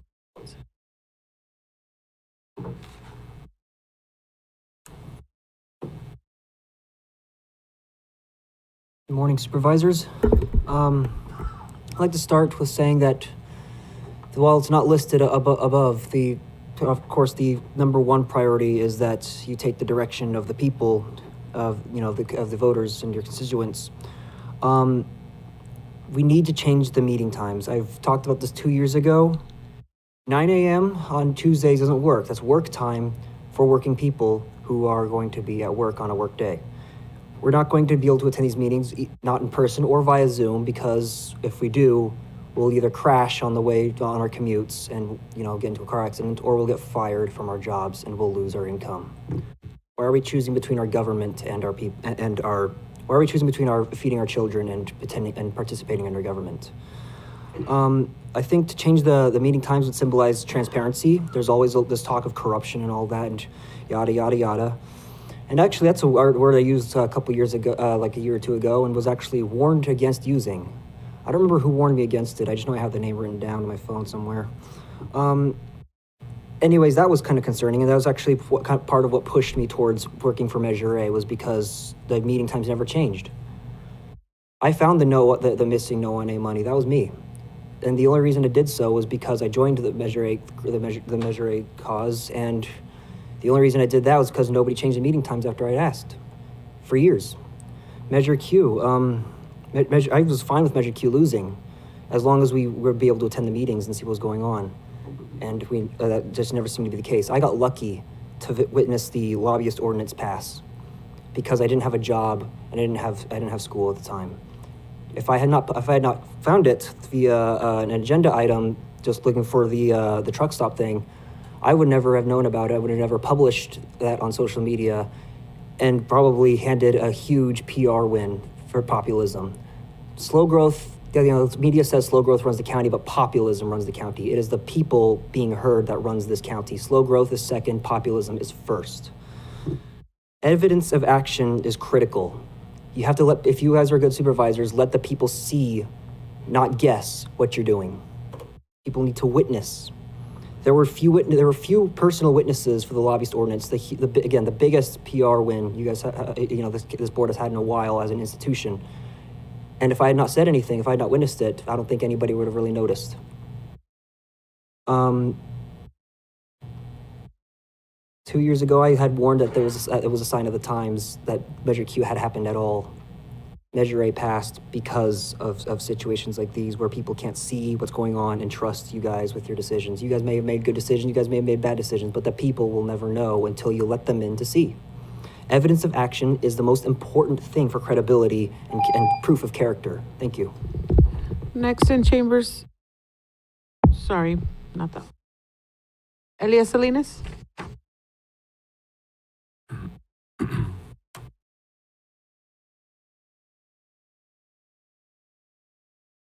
Good morning. So instead of focusing on tourism, which is wineries, 3 wineries that we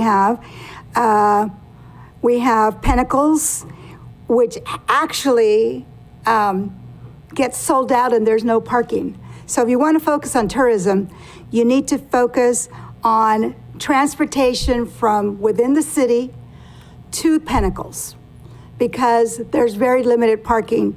And so there's no lack of people coming to Pinnacles, and there's also no lack of people coming to the wineries. But what there is a lack of is economic revenue.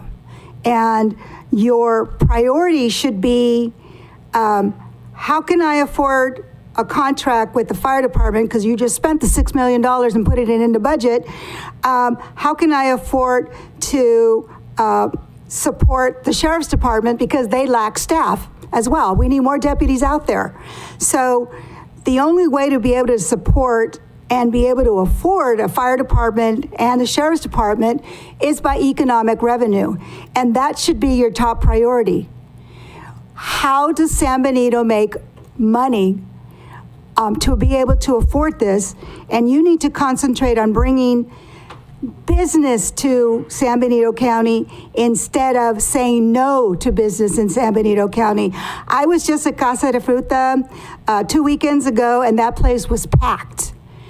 it was completely the stores, the little coffee shop, the ice cream, and the restaurant was full.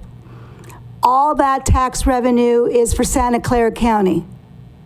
We have the ability to make the same thing here in San Benito County and get that tax revenue. So it should be the duty of you to try to go out there and try to make sure that you can bring economic development.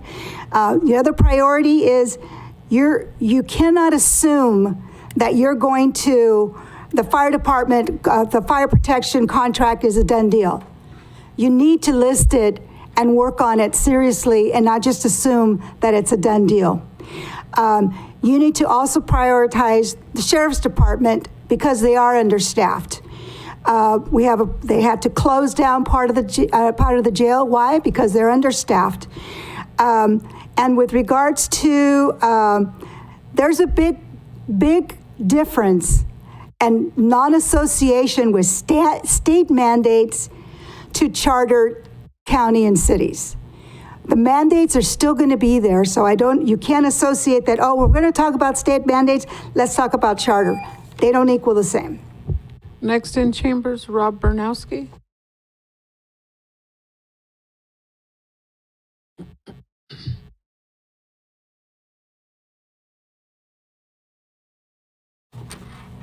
I promise this is the last I'm going to speak today. First of all, I think that this is a fantastic exercise you're going through, and keeping it, 10 items is just perfect. My only recommendation would be, and it's going to really get to the meat of my comments, is put the 5 supervisors on top and then have down in each row what each one's priorities were and what are the commonalities there, and then focus on that, which really gets to what I want to say. Your priority number 1, should be on board interaction. And what I mean by that, what I just witnessed with 2.1, that is an easy issue. And the one thing that I'm getting worked up about is the continuous of 3-2 votes. And I'm just going to say, it would have been an easy thing for the 3 supervisors to pay attention to the 2 that were obviously against it, say, you know what, you're right, we're going to table it, we're going to address the specific issues that you called out, and then we'll bring it back to a vote. It's a win for everyone. You get the new board rules, and the supervisors that are in the, not in the win column, all of a sudden they get a win column and everybody starts getting a sense of cooperation. So I truly do believe if you want to serve the public and get the right priorities, please think about how you're interacting. What can you give in? Listen to the other board members and give in on occasion. Even if you have the votes for exactly what you want, you know what? The other 2 have constituents as well. And by the way, I didn't talk to them about this. This is just what my own observation is. The other thing is, if you want to make everybody's lives easier, do hire a CEO. They can be the spokesman for all the department heads. They're the one person to go to, and they can stand here at the podium and tell you about the problems they're having, but also where all the good things are happening. And a lot of the things that you might have to dig into day in and day out to find out, because under the current arrangement, you won't have to do that. And then I guess this touches on the other thing.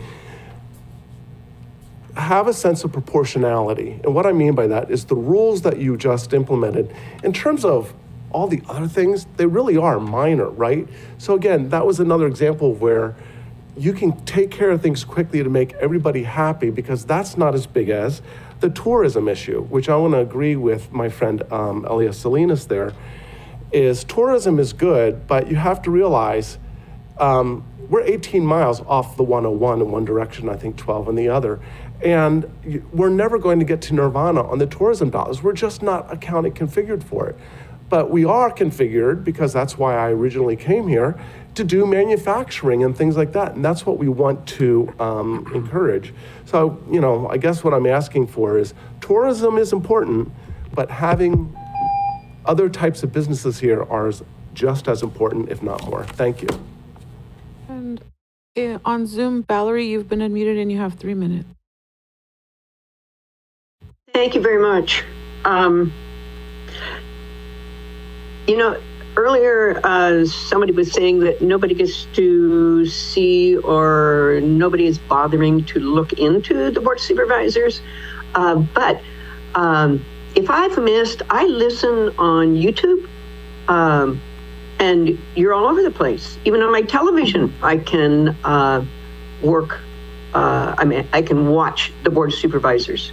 So it is quite public, and one can write in or call into their supervisor to comment on what they've seen. So I'm thinking that is really, really good. And plus the PIO is super good at putting out things, but I think you need to give her a little broader scope of what she can do. And I am not really familiar. I haven't asked what the PIO is prioritized to do. So that would be an interesting thing for me to know.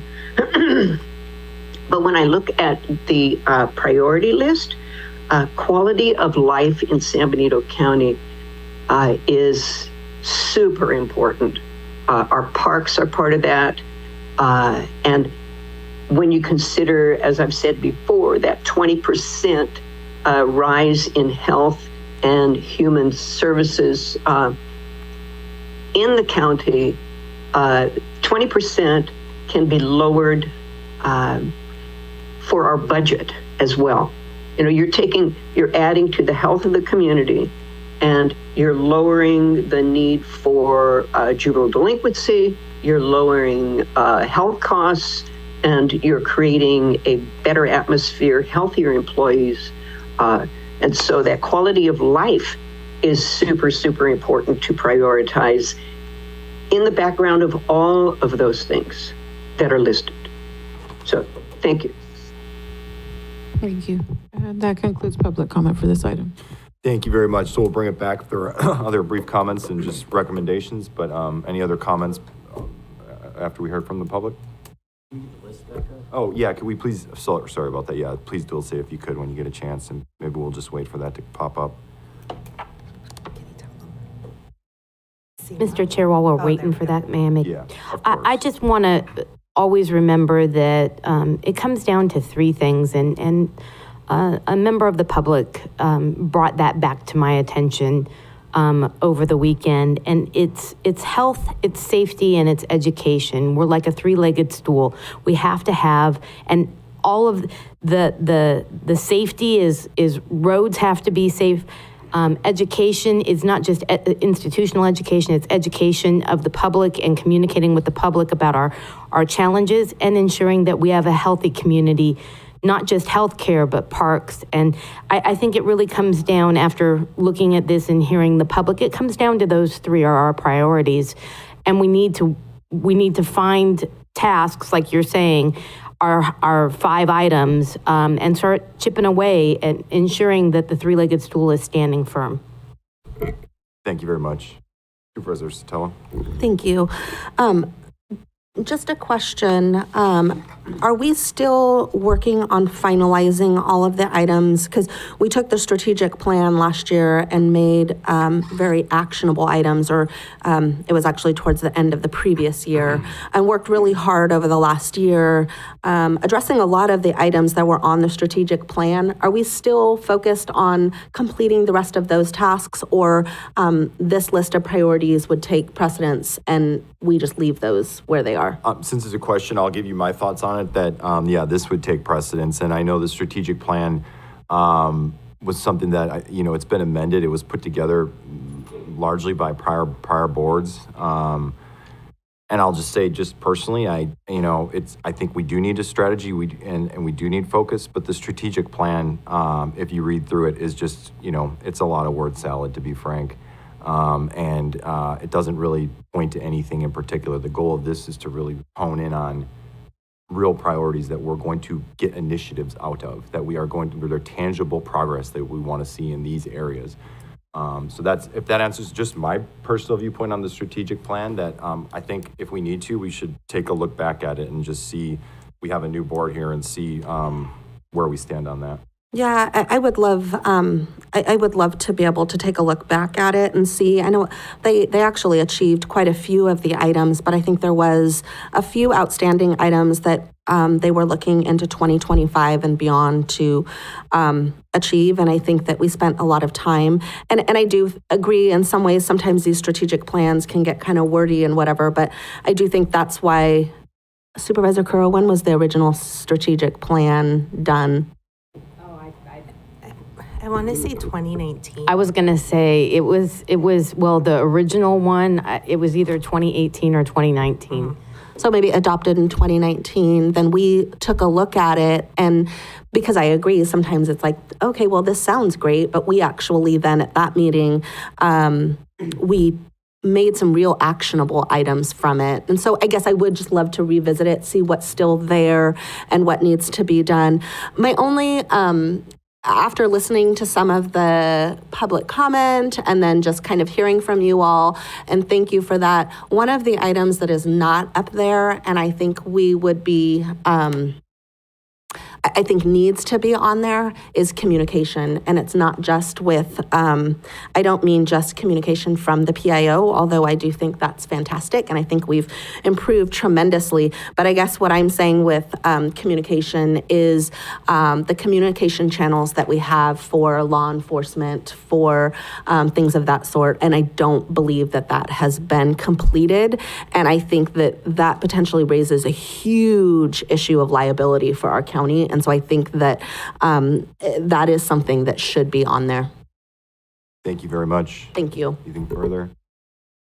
Well, I would just a few points I wanted to make. Again, we understand these are 5 issues. We have many important issues that we're addressing as a community. We're going to continue to address important issues. The parks, obviously, we're not going to stop working on the parks. I would like us to, at some point very soon, have the regional park conversation again, so that we can find out what's going on there and why we haven't seen a lot of progress with that. And so there are other issues. The point here of this exercise is to make it clear what the top 5 priorities are for the entire year at this particular point in time in 2025, to move initiatives, actual initiatives forward. And I think, as far as some of I think the fire contract in particular, the CAO recruitment, the hospital issue, I would be fine noting those as acknowledging that those are issues that we're continuing to work on, that are priorities, and that we're hoping to have resolved relatively soon, as opposed to working on them for the entire year in 2025. As far as the strategic plan goes, I think I'm certainly open to bringing that back and having a conversation and whether we want to amend it or what we want to do with that. And I don't even think you need if we have consent here today, I think we could skip the future agenda item process and just plan that for the future. I see head nodding yes. And then lastly, my recommendation would be 1 through 5 basically, and I'd be open to a motion or further discussion. Mr. Chair, if I can say, have a comment. One of these speakers brought up quality of life, and it is one of the most important things that we should be focused on. If you do look at those items, you can see a lot of that fits right into it, because quality of life is dependent on what we're doing as a community, as a plan. When we're not planning well, we don't have a very good quality of life. We're seeing that now with traffic, roads, issues. All of this was quite obvious in the past, but it was ignored. And now we're suffering the consequences. By planning well, striving to these goals, again, we're addressing it up front, getting to it so we can start appreciating what we have here. And what we have here in San Benito County is really quite unique compared to other communities. And I'm always surprised when I hear people say, we need to be more like San Jose. No, we don't need to be more like San Jose. We're San Benito County. We have this beautiful place. I've never had somebody that's come to visit me and not leave saying, what an incredibly beautiful place you live in. Very unique. I never have somebody come to me and say, why don't you make it into a big city? Well, we can do all these great things just by planning it. And I like the list so far. Again, if we can focus on 4 or 5 items a year within 4 or 5 years, we've succeeded in a way that I think very few communities can do. And one thing I want to add, I think there was a conversation about tourism, and the economic development. Of course, economic development's part of that area there with tourism. It's not that we're choosing to ignore economic development. It's just part of how we have to start tying things together rather than just saying, well, if we just do this, this will be great. Well, how do we tie it back to tourism? How do we tie things into a way that, again, the public, our residents appreciate it and not just feel like, oh my God, we accepted this because of what reason? So I think that's why it's important. Thank you. Anyone else? Did you have some? Oh, okay. Any motion? Yeah. Yeah. Again, comment the few things: the fire contract, hospital, CAO. Those are just, of course, we're going to get those done ongoing. They seem almost like ongoing, almost administrative cleanup sort of issues that we're dealing with, as opposed to policy priority. So in light of that, I would make a motion to, I guess I would say this, adopt the 1 through 5 items there as board priorities, with noting the other items as, I guess, just side things that we're working on. I don't know how you'd best phrase that, but I would like the first 5 as the actual board priorities for the year. Maybe noted as they're in the process right now, as the chair has pointed out, the fire contract is incredibly high priority and is being focused on. Again, thank you to the new mayor, Roxanne Stevens, and the council for being willing to work with us, and we should get this process done quick. And your work, Mr. Chair, with the hospital, and I know, I think you were working with the hospital too, so. There's a motion on the floor, so I'm not commenting. There's a motion on the floor. I'll second it to ask, there was a motion for a request for a friendly amendment, I think just language-wise, Yes. to take the language that Ignacio, Supervisor Velasquez mentioned as far as that other issues listed here are important and some are ongoing, and we hope to resolve them as soon as possible. Can I ask a question? Yes. On item 1, housing policy reform, what exactly are you looking for housing policy reform as it being like the number 1 priority for us? I can answer that, and if anyone else wants to chime in, housing policy reform is to take a look at our general plan. Again, it's something that I've requested as a future agenda item, to look at our affordable housing ordinance. Will be coming back soon as requested by Supervisor Zanger, and to look at other policy matters that would promote more responsible housing development in San Benito County. Okay, thank you. You're welcome. So we have a first and a second. Roll call vote, please.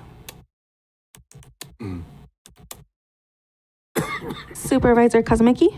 Yes. Supervisor Zanger? Yes. Supervisor Sotelo? No. Supervisor Curro? No.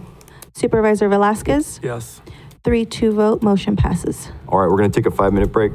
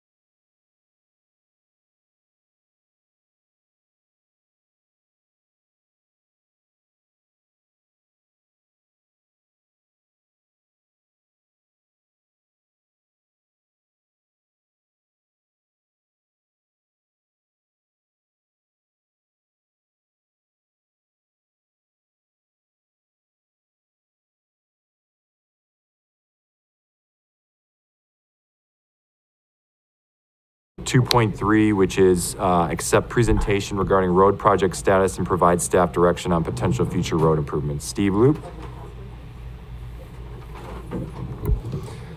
All right, good morning, Chair, Board of Supervisors, members of the public. I'm Steve Loop, Public Works Administrator, and we're going to be discussing current road projects and upcoming road projects over the next few slides. And the start dates relate to construction start dates. So here we go. The first slide I'm going to go through a little bit quicker because they're all related to one another except for number 3, Sealy Avenue. But a little bit of recap. City of San Juan Bautista had a sewer main project from San Juan to a regional wastewater treatment plant. And so along that alignment, the county partnered with the city, and the county contributed $4 million to reconstruct the real degraded segments of the road and then slurry seal, which is a thin surface seal, the remaining segments that aren't quite as bad. And so the reconstruction is completed for those segments, and now we're waiting for slurry seal to occur, which we need to wait for about a 70 degrees consistent temperature outside. So the weather gets a little bit warmer, we'll finish up the slurry seal and then finish the striping of those segments. So the first segment was, first road was Prescott Road, San Justo Road, same situation. Okay, so I'll pause for Sealy. So Sealy Road, it's over in Aromas.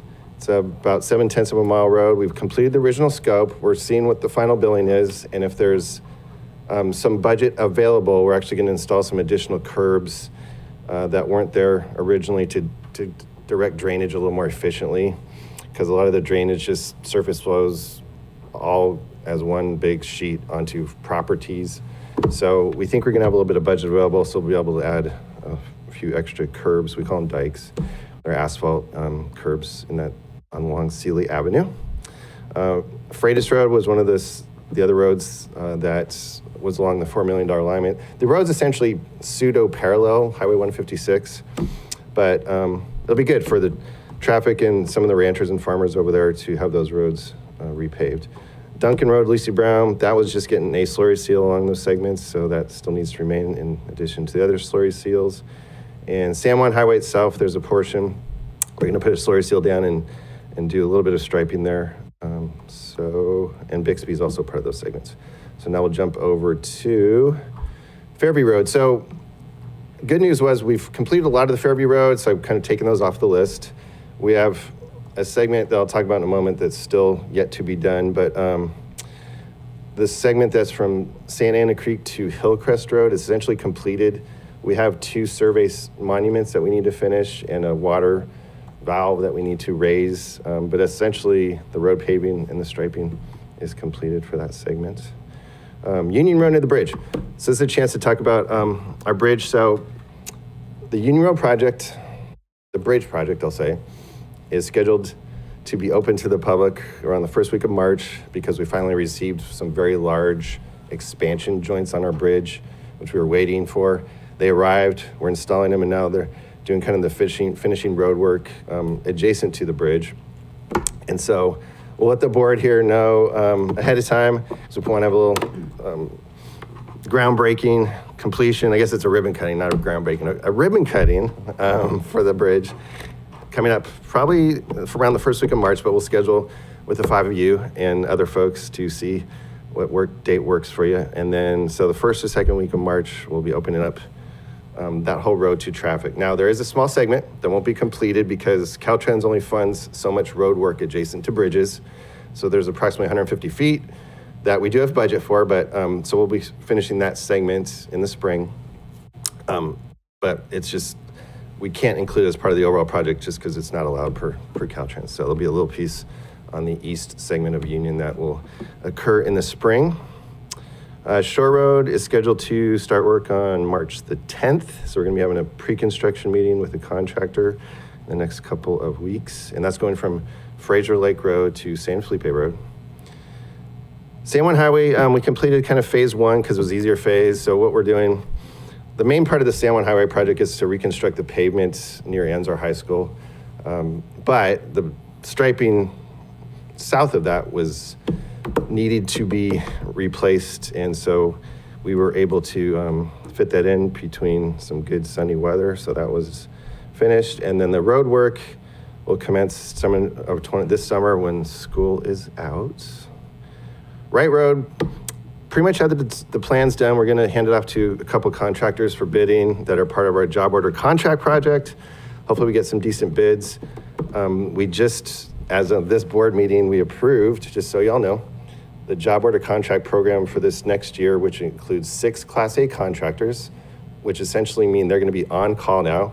Got some really good proposals, and we also have 4 Class B contractors. They're more site work facilities contractors.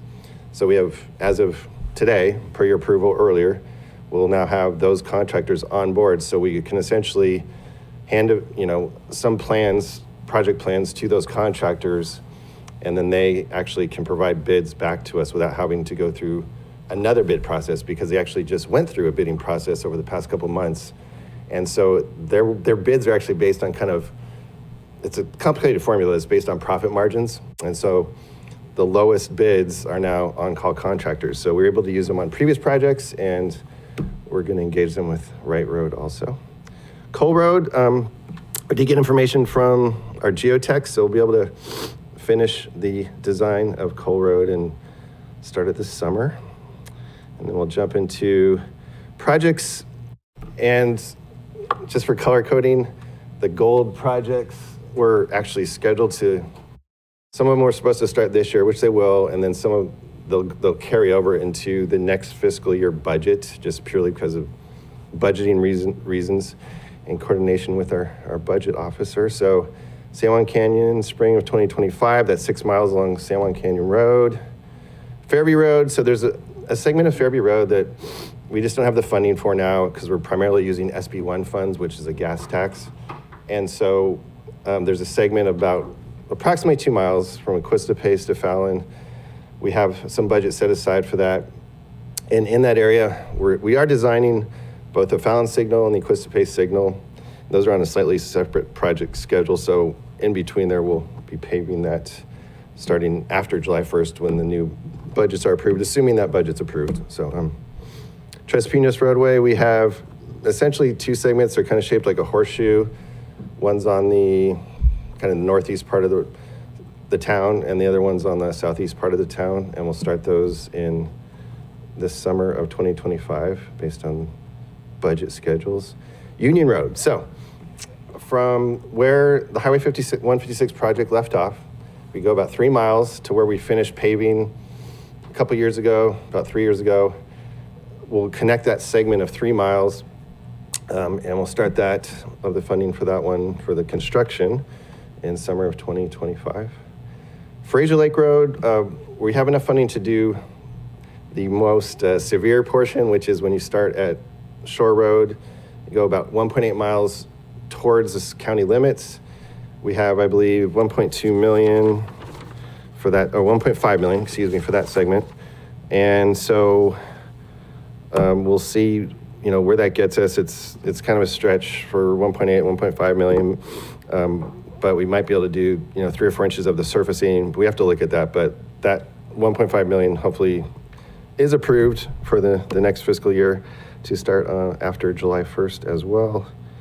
The Shore Road, Fallon Road signal, that's ongoing. I think I mentioned it at a previous discussion of the road project update that the right-of-way acquisitions and utility relocations, I think, are going to be the constraint on timing of that one, but we're starting to coordinate with the utility folks now.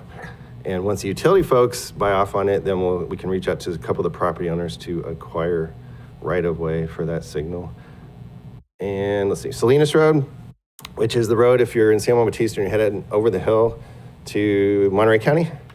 It's an old road, concrete, all kinds of fun materials. I think it used to be kind of the stagecoach road way back when, and so we're gonna start that road construction in the fall, as well as Cienega.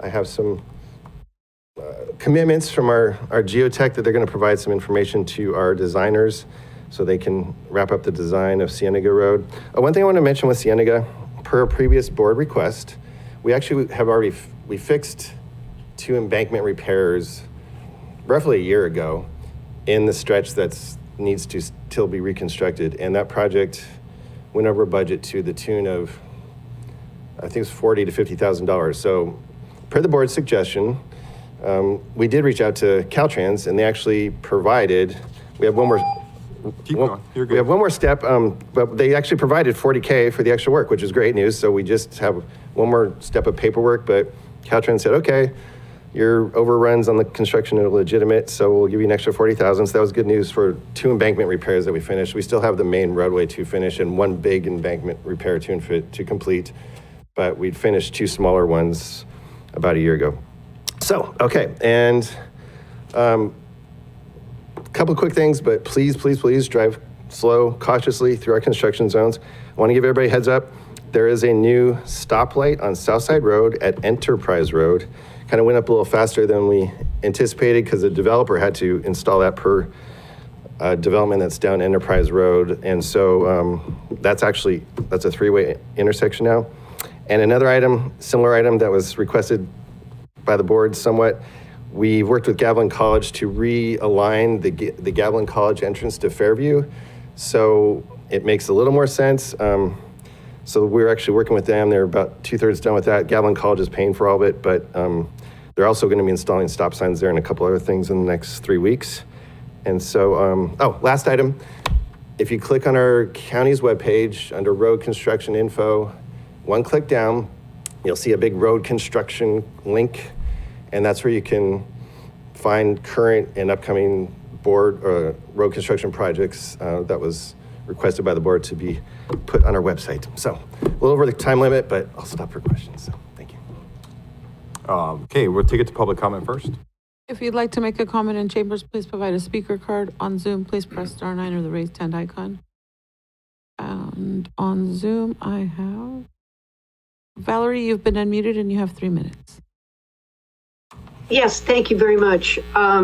Looking at the Cienega Road, and as well as all the rest, I know it's really a big ask in some areas because of the constraints on how much room there is in public right-of-way to make bicycle accommodation, especially up to Mudstone, which in the state park's overall plan for that park was for bicycles.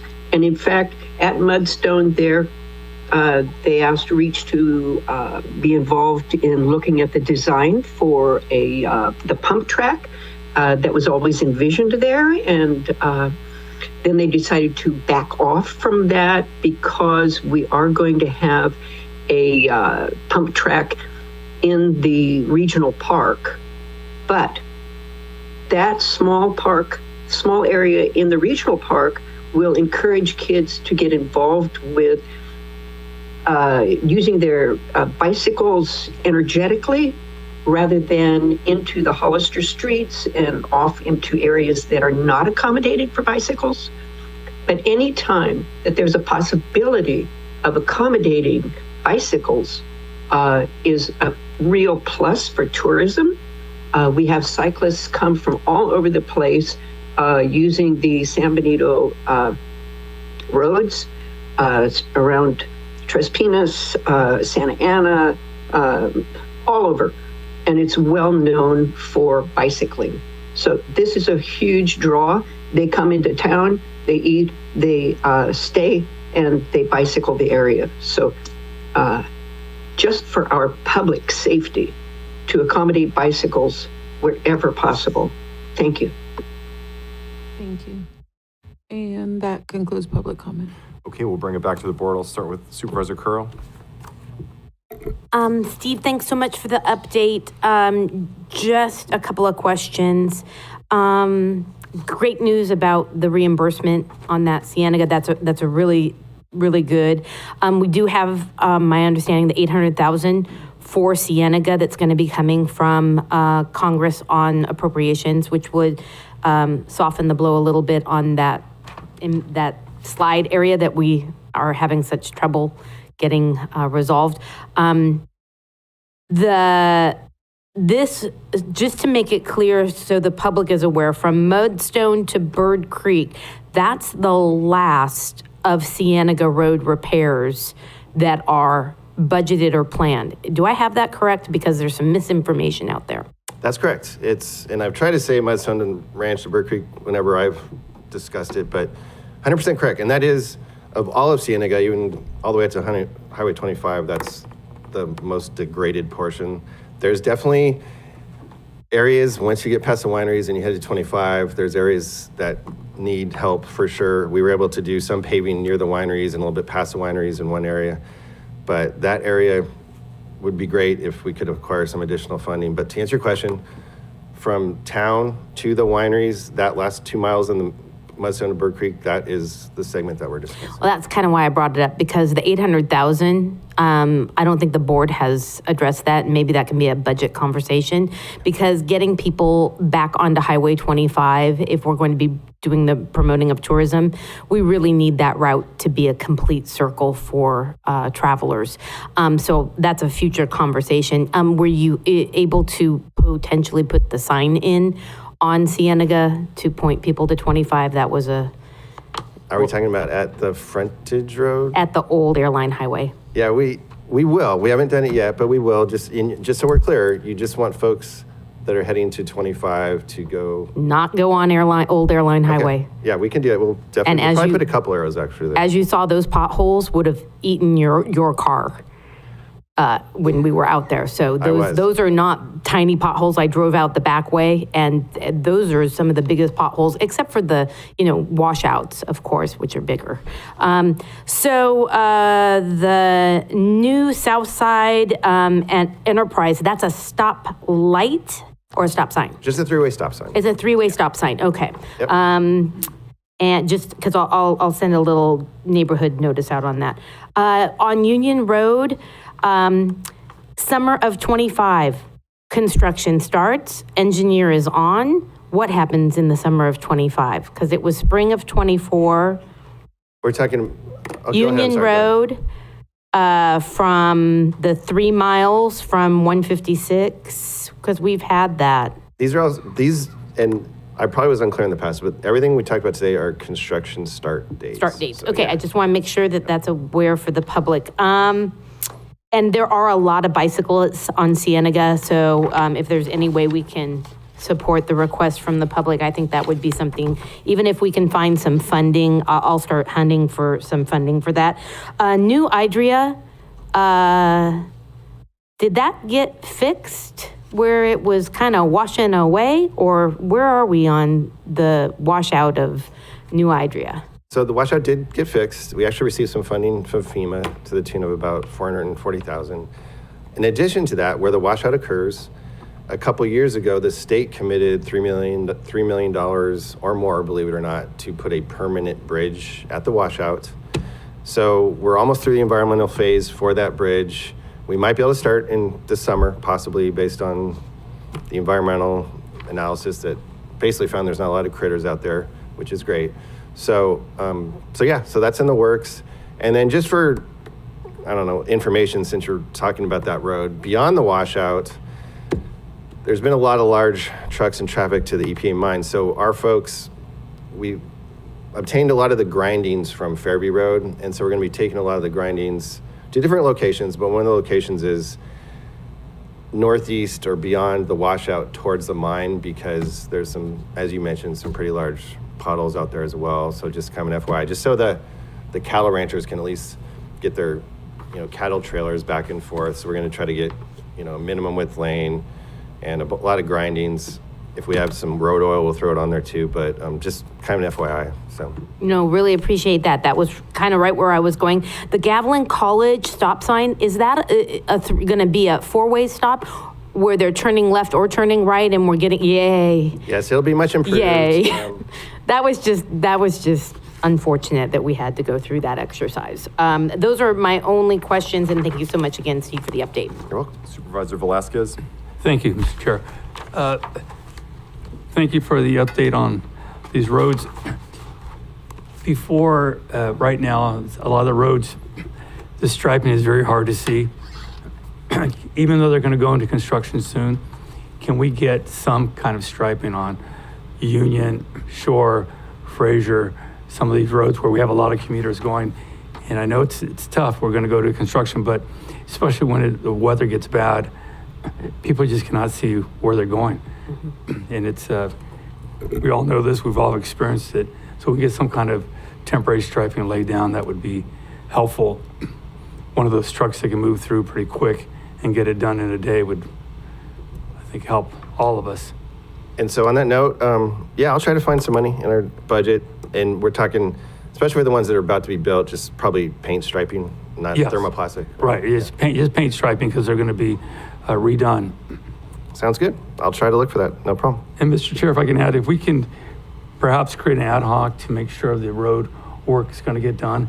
I know from history with roads, things go sideways real quick and it needs a lot of eyes on it. And I think it's these are important roads to be fixing. And I'm glad to hear the update, but I think I heard there were some other dates in 24 and different times. So I just want to make sure that we're helping you get through this and helping our community, if that's possible. Thank you so much, Supervisor Zanger. Yeah, thank you. Yeah, a few questions, Steve.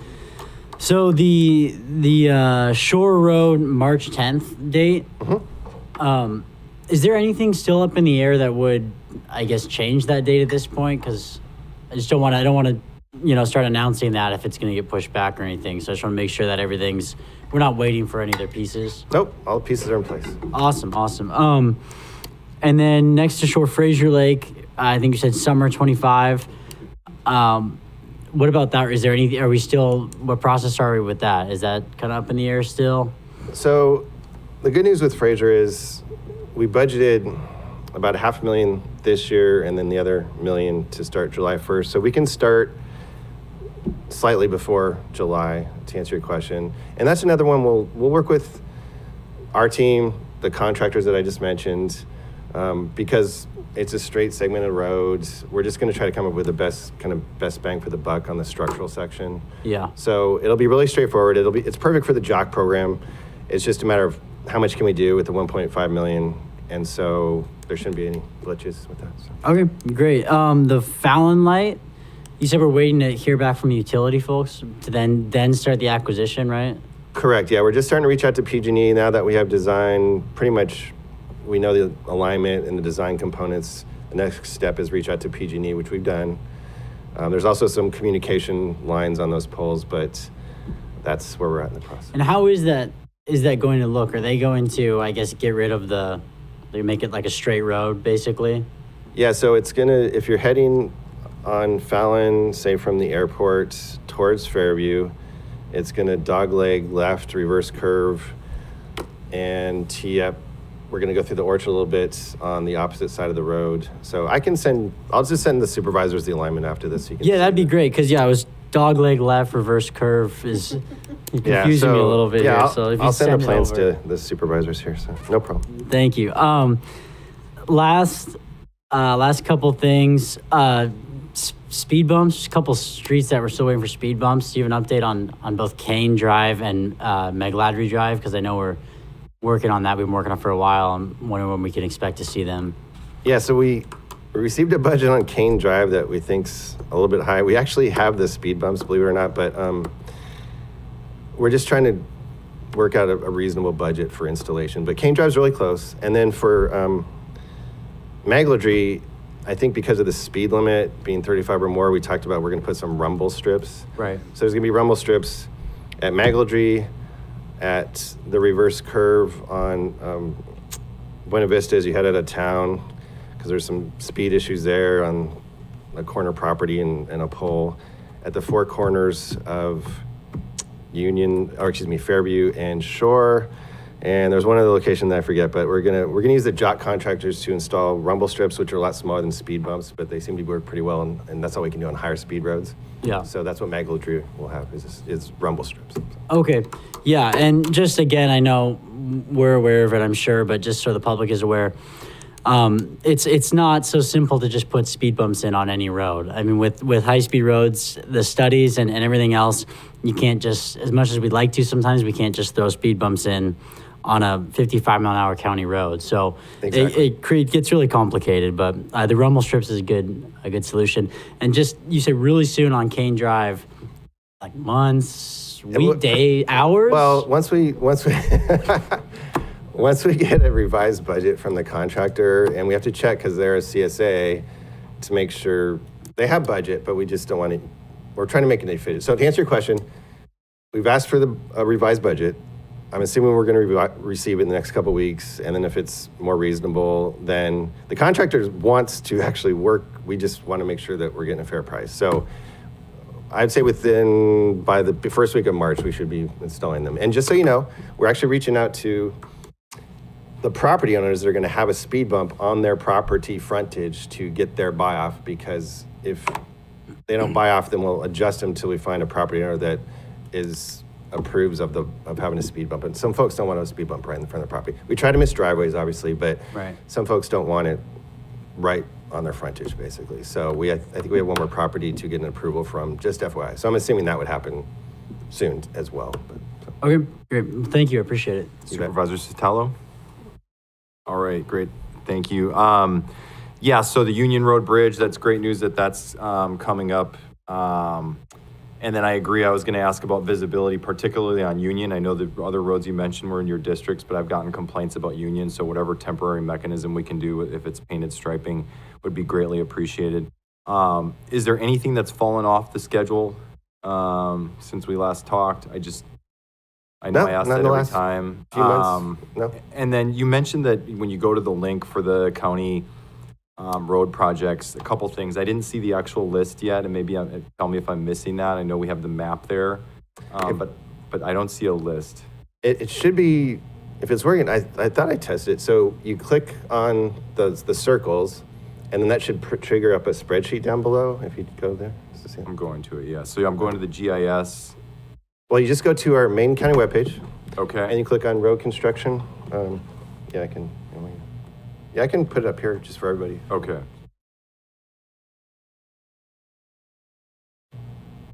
Because I have another suggestion. Okay. So once you're on our main page, and the reason why we didn't put all this on one link is because there's a little bit of extra road info that folks might want, like reporting potholes. So you'll see. So if you click this one, upper left, scroll down, and this big road construction map link, that one. Right. That one. Road construction map. So that's GIS. Yep. And then there's something below that. If you click on, say, okay. That's great. Shore, and then I see it now. And you scroll down, Shore should because when you clicked on another part of it, it just took you to the GIS. So my suggestion, first of all, thank you, because I've been asking for the list to go with the map. I think for some people, it's just better to look at a list. Mm-hmm. I would suggest if we can gain consent here, when I go to the main page, I see Union Road Bridge Replacement Project, and it's very large lettering. I don't know if you can pull that up. Whoever just pulled up. Mm-hmm, sure. The main homepage of the county. It's up, on top there. Uh-huh. Yeah. I would like to have road improvement projects replacing that. And, considering that Union Road Bridge is almost done anyway. I think we're doing outreach already on that. I've asked for the homepage to be prominently displayed. It looks like it would be the perfect spot for a link that takes you directly to the map and the list of road improvements. If IT can, I don't know if there's consent from the board. I saw some head nodding. If that's okay, that sounds good. If we can get that done ASAP, that would be much appreciated. And then we can all do a better job of just, more easily doing outreach on that. So thank you, Steve. And then, really brief, I know we want to wrap up here. Let's see, we have that. And then as far as the suggestion for an ad hoc, I think that's a good idea. What I would suggest is an ad hoc committee to not only deal with progress here in the next, let's say, 6 months, because ad hocs are not meant to be permanent, just to make sure, especially going into the summer period, that we're staying on track going into the summer, but also to explore the potential. Supervisor Zanger had put forward a future agenda item for the potential of looking at future road improvements beyond this schedule. So I'd like to have the ad hoc also assigned to exploring the potential for future road improvement projects beyond the current schedule. And my recommendation would be Supervisor Velasquez and myself for that. That's all I have. If there's any further comments on that, we can gain consensus if there's consensus for the ad hoc. No further questions. Is everyone okay with the ad hoc? All right. Go ahead, Supervisor Stipple. Well, I would just suggest, I mean, Supervisor Curro has the most amount of county roads, most miles of county roads in the entire county. And so to me, it would make sense that, and I kind of briefly looked at that road that shows kind of all of our districts, and we all have some work that needs to be done. But it sure seems like Supervisor Curro would be a good fit for the amount of roads that need to be addressed in her district for sitting on that ad hoc. Yeah. So just throwing that out there. I appreciate that. The thinking was I've been through this process once before, and I think just bringing new eyes, and Supervisor Velasquez has experience with different types of use, pavement and things like that, and how to approach these. I think I just want to reassure the board that this is going to be an item that's on the agenda basically we talked about once a month, and I think and now that it's one of the board priorities, just having that once a month, that gives the supervisors the opportunity to share their thoughts. Okay, so I see Supervisor Sotelo may disagree, but otherwise there was consensus to form an ad hoc with Supervisor Velasquez and myself on that. And I think that ends the item unless there's anything else. And we have closed session and consultants coming up. CAO, do we have any estimated time? You want to do the entire closed session? Yeah. I would say at least an hour and I think a half. what we'll do is we'll say an hour at the earliest. And the goal is to get back in an hour, but it's probably going to be 1 o'clock-ish. But I think just to keep the meeting moving along, 12:45 would be the earliest that we would return. Okay. That's it. And public comment. We need public comment for closed session. If Correct. you'd like to. Yes. If you'd like to make a comment in chambers, please provide a speaker card on Zoom. Please press *9 or the raised hand icon. And I have no public comment on closed session. All right. Thank you. We'll adjourn to closed session.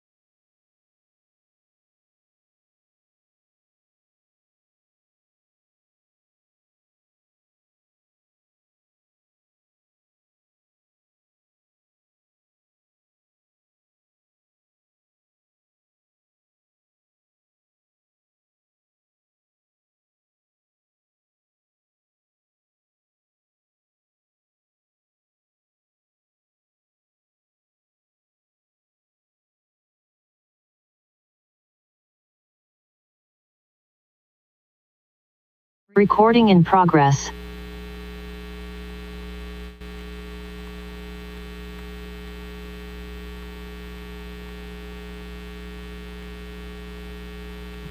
We'll bring this meeting back to order. Thank you. Out of closed session. County Council, do we have anything to report on items on closed session? Yes, you want to do the other one? Which was the 3.3? Your fire contract one. Regarding 3.3, direction was provided to staff. No other reporting out.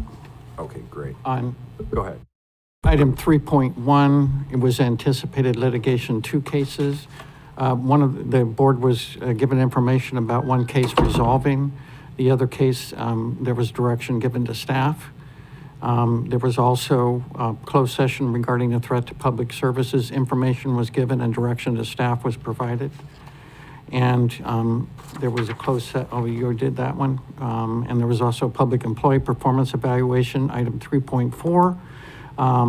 The evaluation of the interim county administrator occurred. Thank you very much. So that would bring us back to the regular agenda, item 2.4. This is discuss and consider adopting a resolution to amend the bylaws for the Economic Advisory Committee to change the committee name to Tourism Advisory Committee, change the scope of the committee to work on tourism initiatives, and to reduce the amount of members from 11 to 7. And again, this was something that came out of the committee recommendations, and we were advised to bring it back as a proposed resolution in our prior meeting. And so I don't necessarily see that we have to sort of reiterate everything, but just wanted to mention again for transparency that we're recommending changing the scope to solely work on tourism so that there's a more focused purpose. The goal is not to diminish other economic efforts. The county can only, only has so many resources, and the goal is really, if we can focus on tourism this year and to try to really get some tangible initiatives out of the committee, and really the purpose of reducing the membership. We appreciate all of the folks that have been involved with the discussions, but the purpose of the proposal to reduce the membership is to bring it back down to the 7 members, have more focused dialogue, give people more opportunity to provide input, and it would just be a more realistic path to consensus. And it's my understanding that 7 members was actually the recommended number of members to this committee, but there was, there was a will to have more members, just to have more voices, but 7 is actually considered an ideal number of people to get things moving forward. So that was the thought with that. And then, so just 2 things I wanted to clarify. We would need to specify when the group meets, and I would suggest keeping the same dates, which is the 3rd Wednesday of the month, but changing it from noon to just a little bit later. 2 p.m. would be the suggestion, which is the time it was previously before it was switched to noon. And then bringing the meetings and consulting with staff, moving the meetings back to the board chambers if we go to 7 members, because it would be feasible to do it in the board chambers, and it would be easier for technology and everything for staff to conduct the meetings here as well. And then the final version, I apologize, I didn't catch this initially in the agenda review, but it did not include the draft recommendation was to have the chair and the vice chair, unless I missed it. The chair and the vice chair of the committee be the 2 county supervisor representatives, since it's a county committee, just to make sure that we're moving forward the county objectives on that. So that's the recommendation. I would open it up.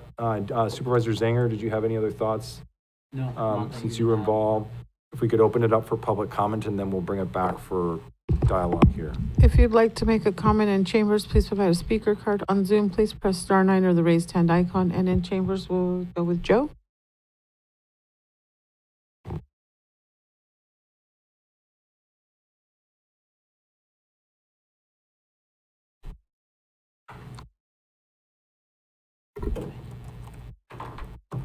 Afternoon, supervisors.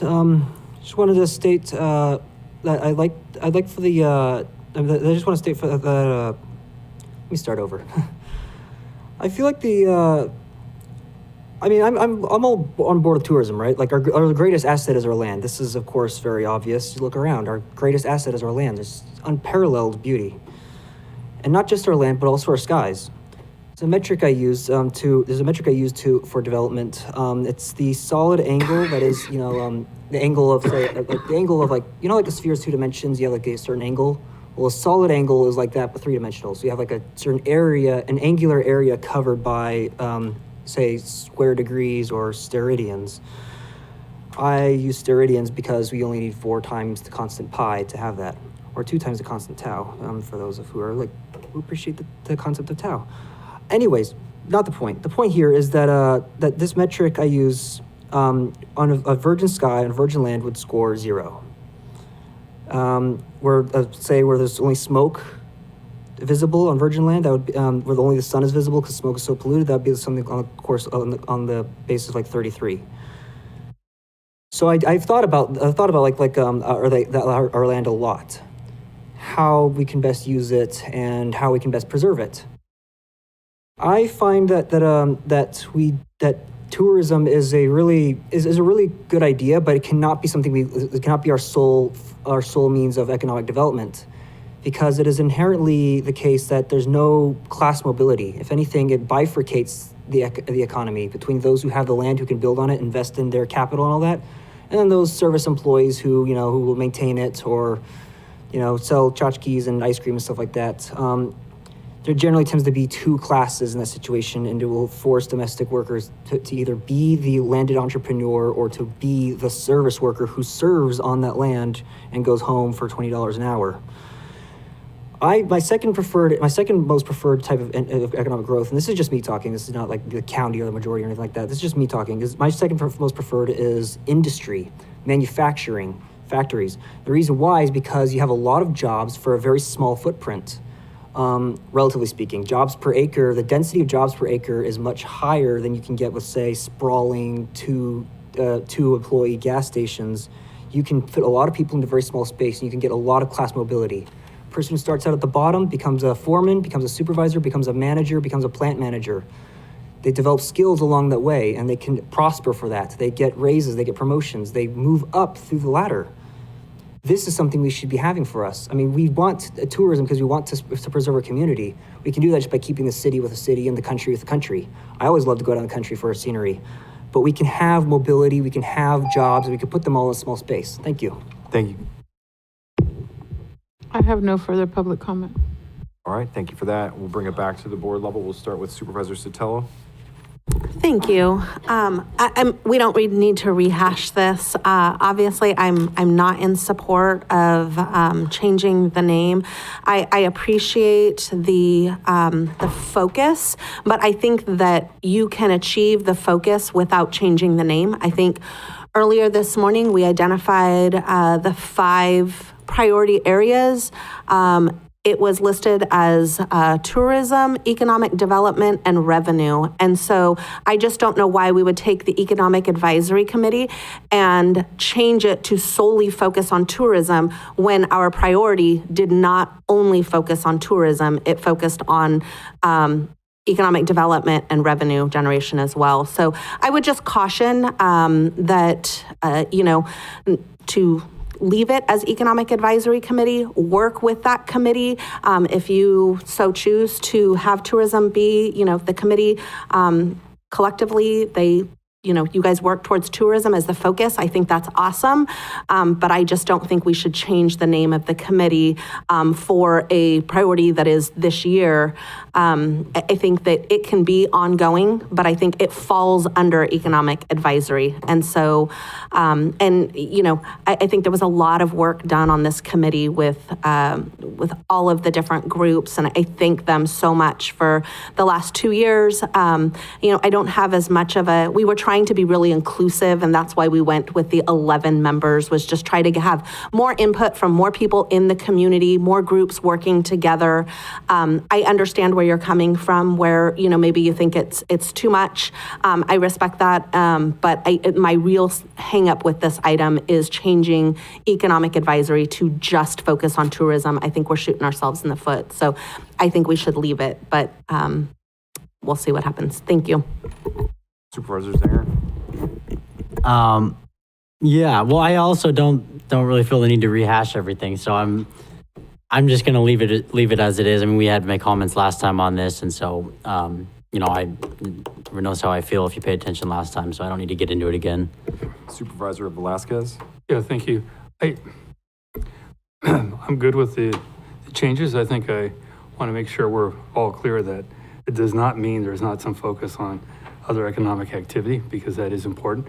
But I think what the focus here is to understand what we have to offer in our community first, tourism, so we appreciate what we have, and then how we work with our partners for the other economic activity that's going to happen all around us. So I'm all right with the way it is.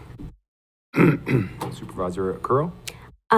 So when I really think about tourism, I did some research and I see how you can tie it together and you have different partners.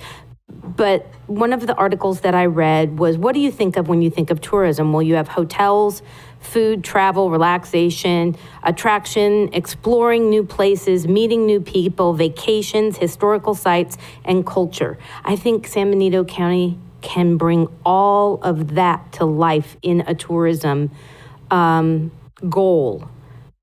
But our infrastructure, our ability to cut the red tape on permitting for whether it's B&Bs or hotels or lodging of some sort, we really, if this committee is going to be advising on that, we need to be looking at all of these things, because our roads are one of our biggest challenges for tourists.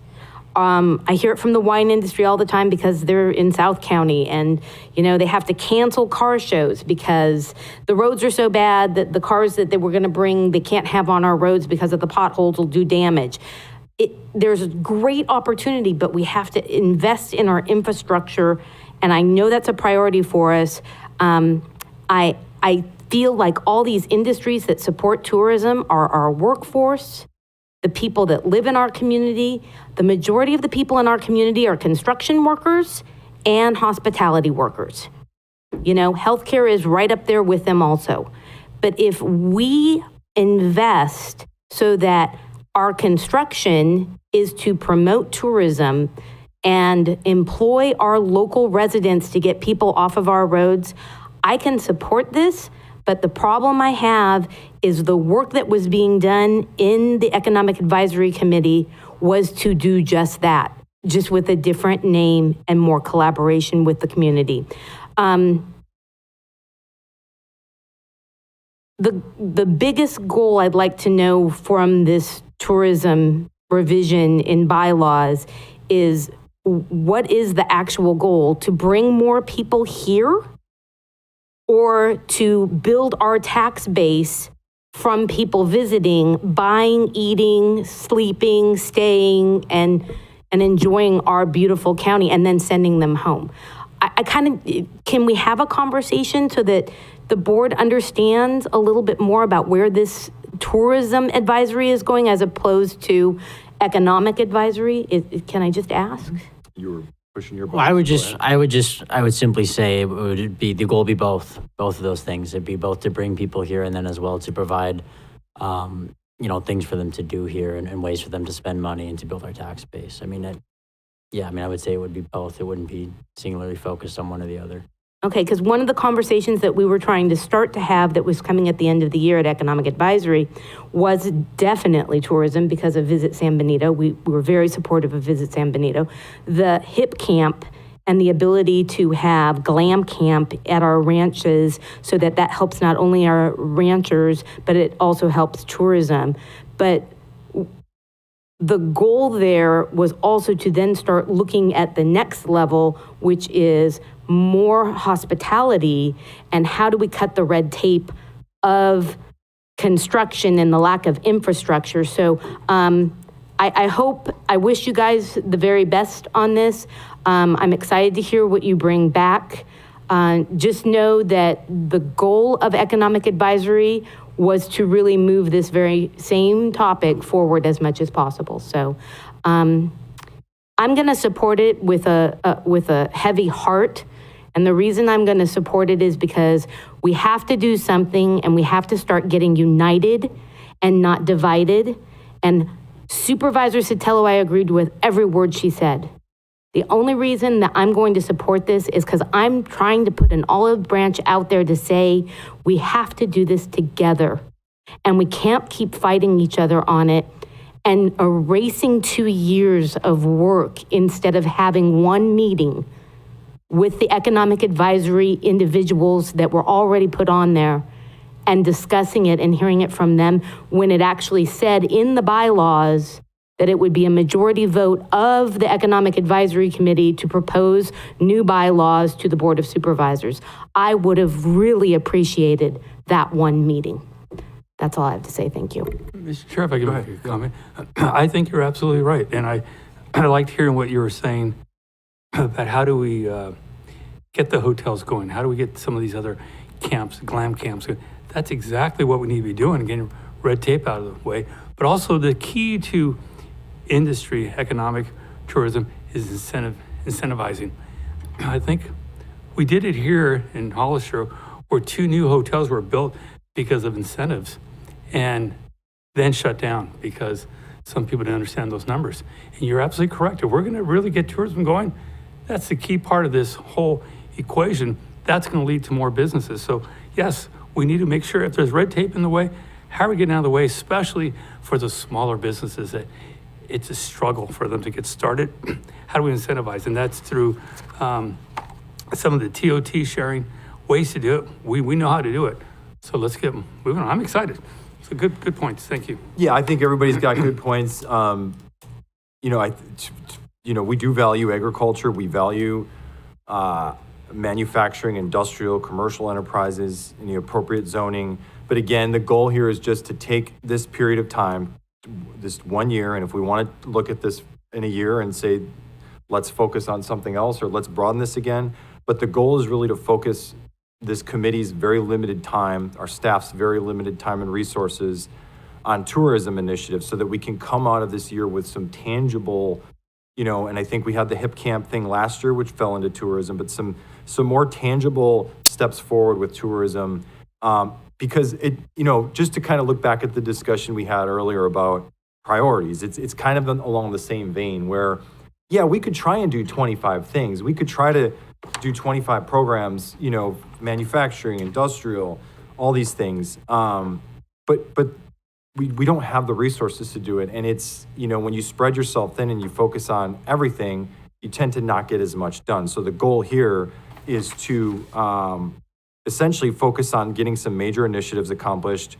We have the Pinnacles National Park branding that will be coming back, home of Pinnacles National Park. That's a big task.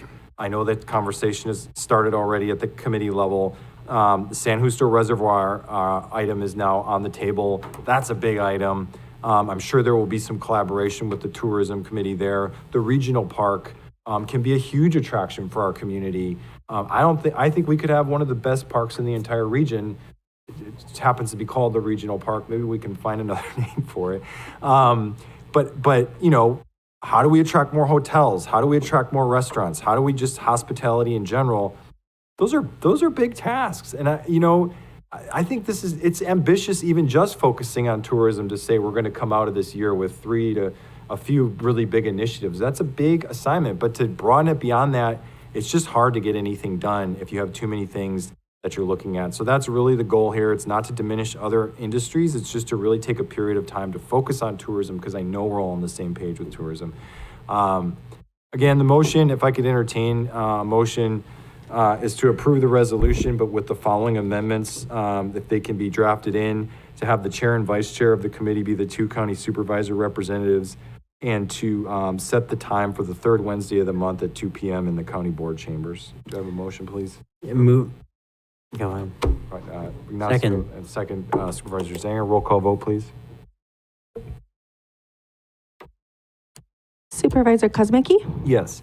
Supervisor Zanger? Yes. Supervisor Sotelo? No. Supervisor Curl?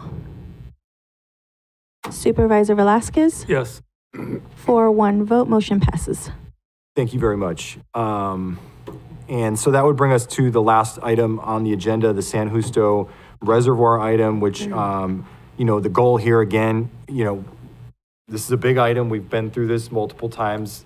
Just as a reminder to the public and to everyone here, we all know 2008, I think it was early 2008. So we're basically we're at 17 years now where this cherished attraction in our community has been closed to the public because of the zebra mussel infestation.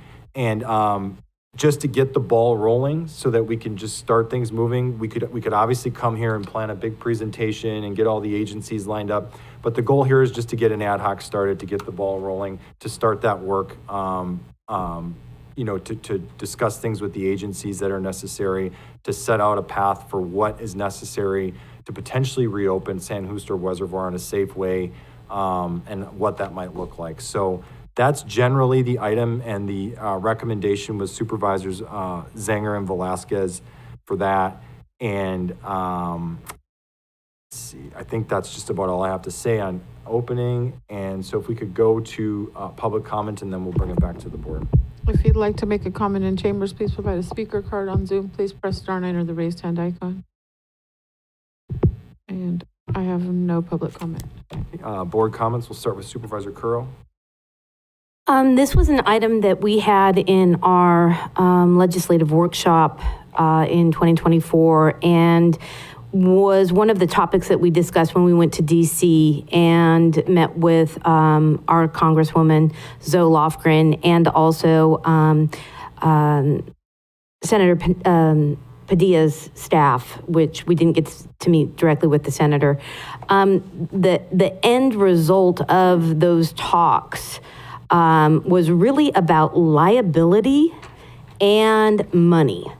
And just to share, where it ended was they expect the residents of San Benito County to pay a portion of the eradication, or whatever you call it, to remove the mussels. My understanding is it is a multi-million dollar ask from the federal government. But right now, because the Bureau of Reclamation is who put the hold on San Justo, right now, the liability of the spread of the mussels is with the federal government. And the card that they threw out in the conversation was, if we give you money, you get the liability. So with these talks, I totally support moving something forward to preserve San Justo, but I highly recommend anything that's opened to the public, understand that the Bureau of Reclamation will then say you have to take ownership of the liability. And I just don't know if we are ready to take on that. Also in meeting with the San Benito Water District and doing a tour out there, which was really interesting, and they were quite disgusting. They do a lot of snapping when you walk on them.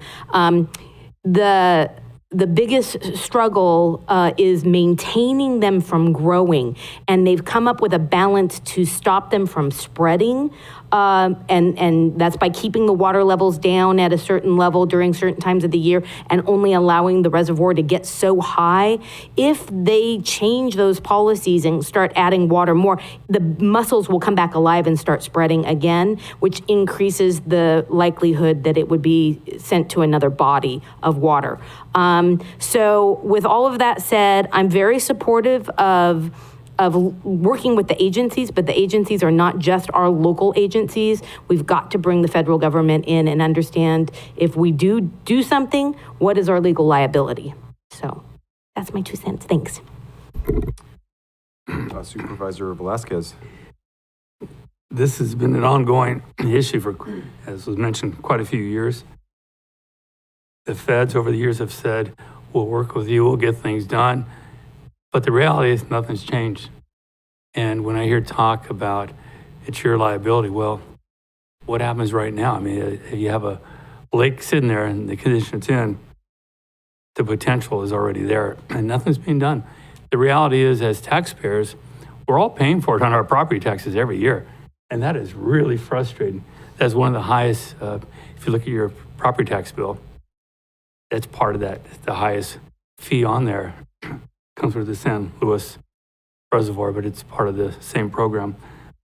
something has to change. That is an absolute jewel you were out there. And you can imagine how many families in the past had a chance to enjoy it, and now our families do not. But if we can figure out a way for us to use that again in a positive way, talk about changing the dynamic of our community. It's right there. You know, government, we all know, federal government, state government is always going to tell us no and how everything's our fault as they take our money. So we have to find a way to get this thing done, opened up somehow. Maybe it's not going to be as it was in the past, but I'm sure we can find a way to have our families experience the beauty of that area and then go from there. So it's going to be a challenge, and that part I agree with. Thank you, Supervisor Zanger. I don't have much. I'm just eager and excited to see what we can do. Maybe there's, might have to look at some creative solutions, and maybe it won't be what everyone likes, or maybe we'll figure something out where it works out great. But either way, we're going to look into everything and figure out what we can do, and I'm just eager to get to work on it. Great, Supervisor Sotelo. All right, great, thank you. So that would just bring us to a motion. I would just entertain a motion to approve the ad hoc. So moved. I'll second. First, we have a second by Supervisor Curl. Roll call vote, please. Supervisor Kosmicki, Yes. Supervisor Zanger, Yes. Supervisor Sotelo, Yes. Supervisor Curro, Yes. Supervisor Velasquez. Yes. 5-0 vote, motion passes. We did do public comment, right? Yes. Yeah, we did. Thank you. Great. So actually, we do have just future agenda items. There's nothing on new future agenda items from what I can tell. Is there any comments on ongoing future agenda items? Can I just ask, I noticed that the list from just last noticed year it as wasn't well. on there. Yeah. Is that going to be added on?